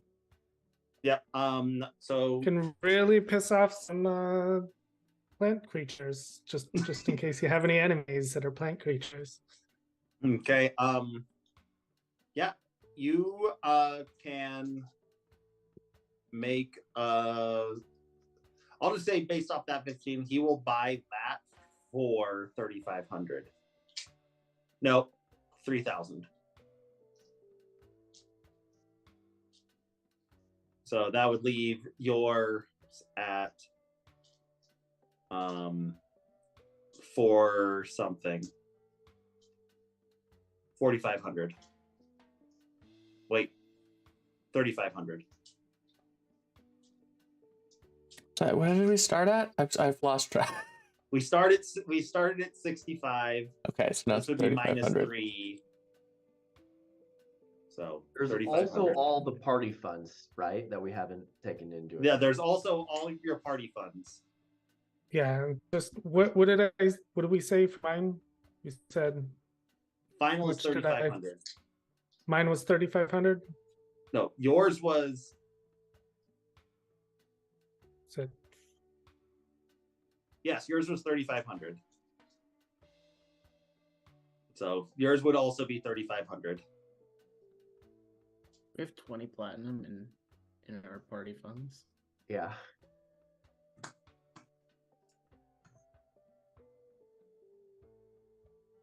I'll also give you an ability to make some sort of plea to him, and you could possibly negotiate it down.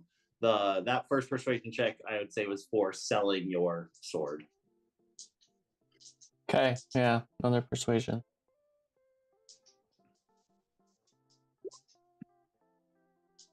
Oh, 22. He'll knock down another 500, so it's 3,000.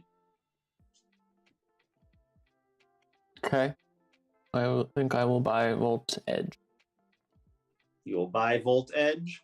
I do need to take 400 party funds, if that's okay with everyone. Do it. No one else is using it. Yeah. What is gold? Everyone's funds at right now? My personal fund, I have 2,382 gold. Okay. I have 1,786 gold. I have a bunch of silver and copper, but I don't count that. Yeah. Got 181 platinum. So Christopher's still bankrolling everybody. And Fel has silver out to the little scrubs on the street. Fel has 0. I'll have 91. Perfect. So the wand of random shit happening, you said 5,000 to start off with? Yes, it would start at 5,000. So I feel like this is worth a lot less than that. This is really a party trinket. This is like this is something that you do with your friends to mess around. This is not worth 5,000 gold. This is worth 1,000 maybe. Make a persuasion check with disadvantage.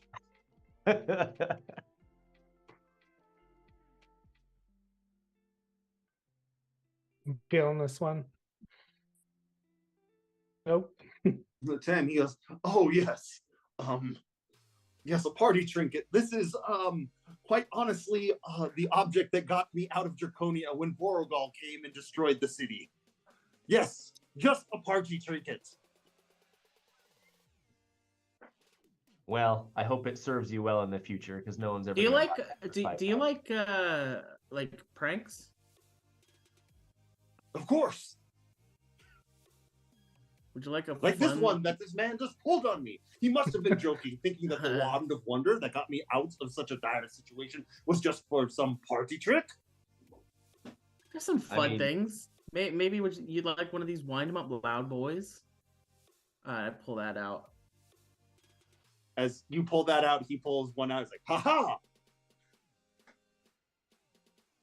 You guys are not talking this day. I just place it back in my robe. Right. I would like to make him frown. I want to make him scowl. Yes. Okay. It's a DC. Do you want him to know that you do it? No. Make a sleight of hand check.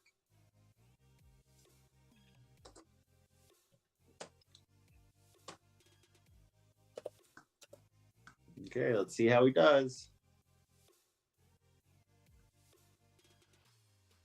Do your sleight of hand check with advantage. We'll say you're doing this while what's his name is. Well, Felix is distracting him. Okay, 15, so okay. He knows we're all fucking with him. He just doesn't know. Well, he doesn't notice. And it's a DC 10. Yeah. DC 10 wisdom. Charisma. Oh, he is charismatic. Uh-oh. He gets a 14. So he's like, my countenance was just tried to change. Oh, it must be those flashbacks from when Vorogod destroyed my hometown. Here, 1 second.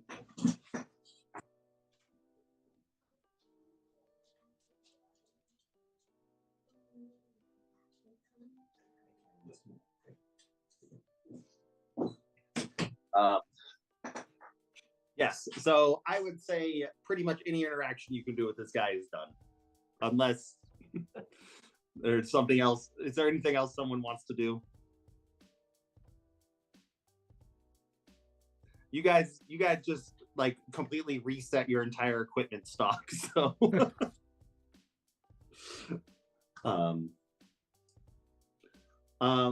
okay. So for the next piece, and I will, just because I want to leave a button for what we would be doing next.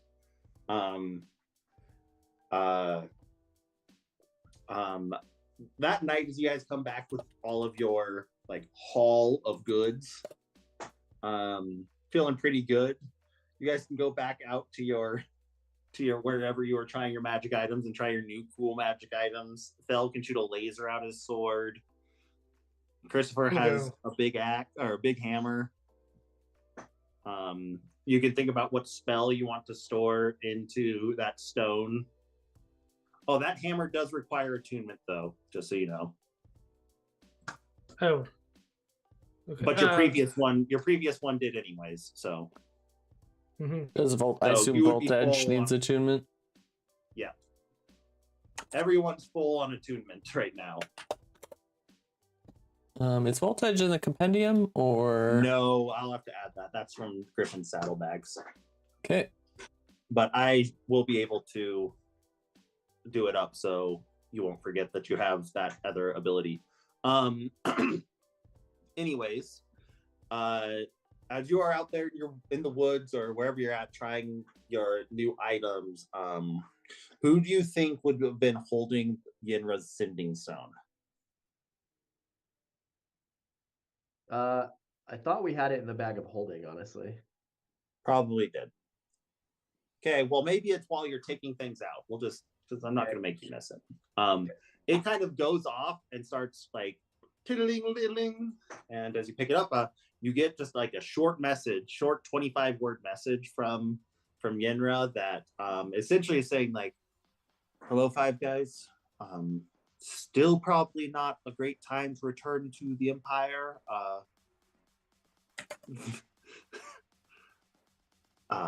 Conscription still happening. However, good leads and excursion to Xhorhas underway. See you in a month. That had to have been close. Yeah, you're at like 30. Okay, so just drop. I'm just giving you shit. I know you are, because that's what you're supposed to do with that spell, because it's funnier when people are trying to keep it at 25 words. You had a lot of filler words like however and yeah. So yeah, she essentially says like it's still probably not the best time for you guys to head back. But good leads, about a month. In about a month would probably she'll check back in, but she has good things going on. So that kind of leaves that there, and then there would be one last present that Felix should give out. Yeah, this one's gonna be for Kel. I'm gonna take out the map. I procured this from Giannis. Giannis got it for you. Yeah, and I had it delivered. And this is, I think, gonna help us, help you. And this is the map of God. Where did I write it down? Hang on. Map of the Graying Wildlands. Yeah. So, can you guys see anything on the board? I can see a shrouded map. Yeah. Oh, but it's completely shrouded. It's black, like around the outside, but then it's very. It's like Fog of War. Like I can see mountains. Okay, so and stuff, it's like but... any other map. Yeah. Okay, cool. It's just looking weird on mine. I'll fix that later. Yeah. So this is the map of the Graying Wildlands that you're handed. And then I also am going to pull out the Orb of Direction. You gave me the Orb of Direction last time. Did I? Yeah, because you guys. Yeah, it's in my character sheet, but it's not on our. Okay. I will add it here on my. Yeah, after you guys got lost in the woods because you didn't know which way north was. Right. Okay. Yeah. You're right. Yeah. So you guys are down here. Let me make it. Whoop.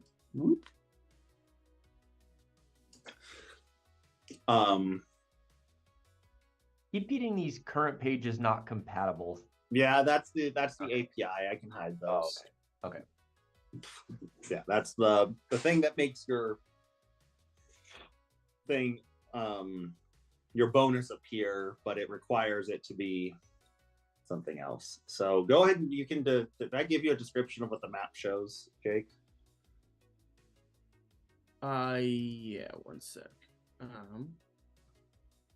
All I know is that it had some. I actually deleted it. So okay, no, that's fine.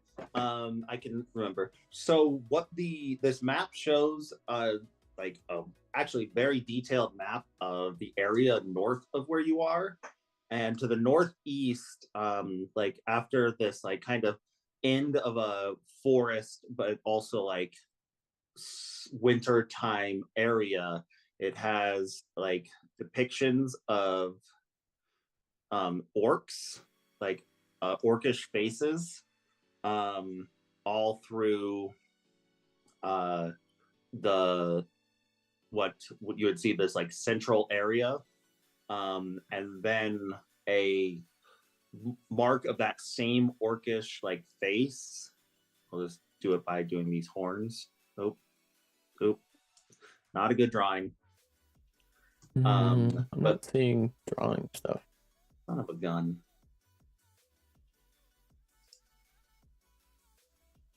Nothing.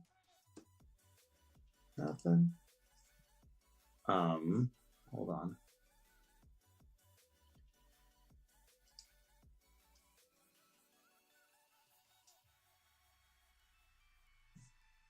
You can see more of the map now, probably. Yes.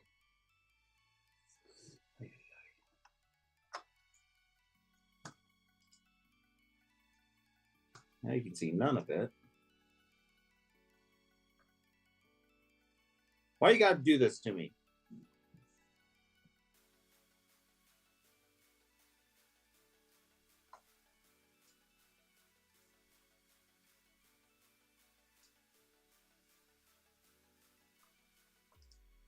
Can you see them now? I see some squiggly lines. Yes. The black squiggles are kind of where the markings of these orcish heads are. And then this lower one that's supposed to look like tusks then points to a kind of like golden city or golden like marking right here, which you can't see because I put it on the wrong fucking layer. One day this will go smoothly. One day it'll go smoothly. Yeah, I'm waiting for the one session where Scott doesn't complain about the fucking layer. Wrong fucking layer. Hey, at least I notice it immediately now. Yeah. So that's kind of, you have a map now that in reading your notes and all the things you had kind of learned before is that map that you had found, probably almost a month and a half, 2 months ago, after breaking that like shrine to some gods, and learning about these god forges when you had gone to that tower and read the necromancer's books, and knowing that it was in a capital city of orcs. This sounds about right. So like, you guys can do whatever you want, but you have about a month before you can enter or go back to the Empire to meet up with Yenra. You are also given your other thing would be about here is where that wrong layer again, guys.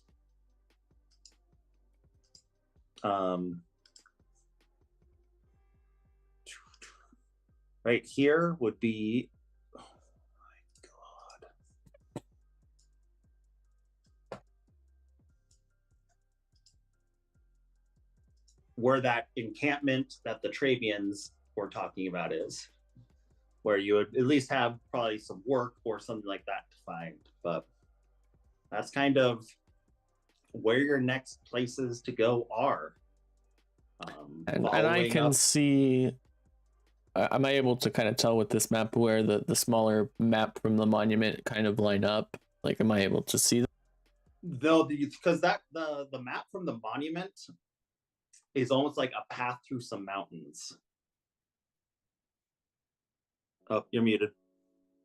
It's much narrower in focus than this is. Yeah, much narrower in focus, but everyone make an intelligence check just as you look through this map.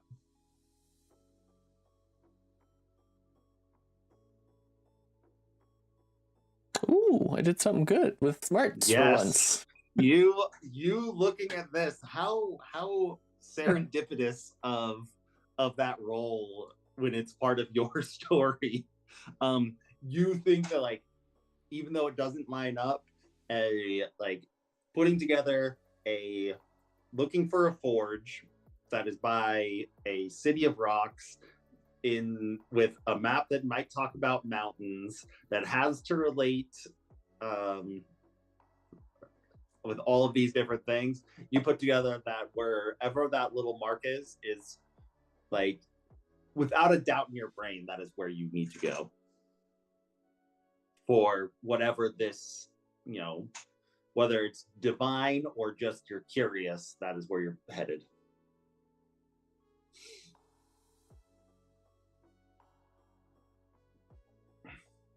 And that's where we can end. So you guys have choices for where you want to start heading. I assume guys are going to at least head north in some direction, or are you going to stay here and do work for Jagoda or Yeah, I guess those would be your options. Heading north and looking for the city, heading north for this encampment for something that might be there, or staying here and working for Jagoda or Ophelia. North, please. Yeah, I mean, I think we're gonna let Fel kind of take the lead on where he wants to go when we head north. Yeah, because we've. Okay. So think about it, TJ. Where do you want to go? I think you want to head towards that gold city. Not that it's actually gold, but. And if we hit that other group of that camp on the way there or back. Yeah. I will at least have something prepared if you want to go there. So, well, cool, dudes. Sorry that was just a very mechanical game. No, it's fun. Got myself a cool new mace or whatever, maul. Yep. Definitely only two-handed. But cool. Very cool. Cool. We'll see if I just overpowered you guys, but at least you are out of money now. Well, I have good too. I have 91 gold. Out of money. I was out of money, and then we sold a bunch of shit. Yeah. So you're out of money. But cool. Just so you know, Scott, in case you have a problem with it, when I leveled up, I took on a feat. I took Fey Touched. Okay, I can do that. So basically, it added +1 to my intelligence, and then I got to pick 2 spells, one of them being Misty Step, that I can essentially use as like a resource without expending a spell slot. Yeah. Oh, okay. Man. Finally, you'll be able to move around. And then what spells did you take? So one of them had to be Misty Step, so I took that one. And then for the other one, it had to be a level 1. I took Puppet. Okay. And then what about your actual wizard spells? Oh, that I took? Mm-hmm. I took Catapult. And I took Wall of Fire. Cool. Sounds good. You are going into a frozen tundra. Wall of Fire might help. Might be fun. Okay. For next game.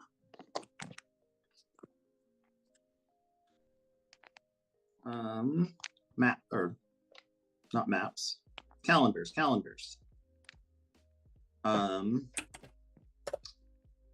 about the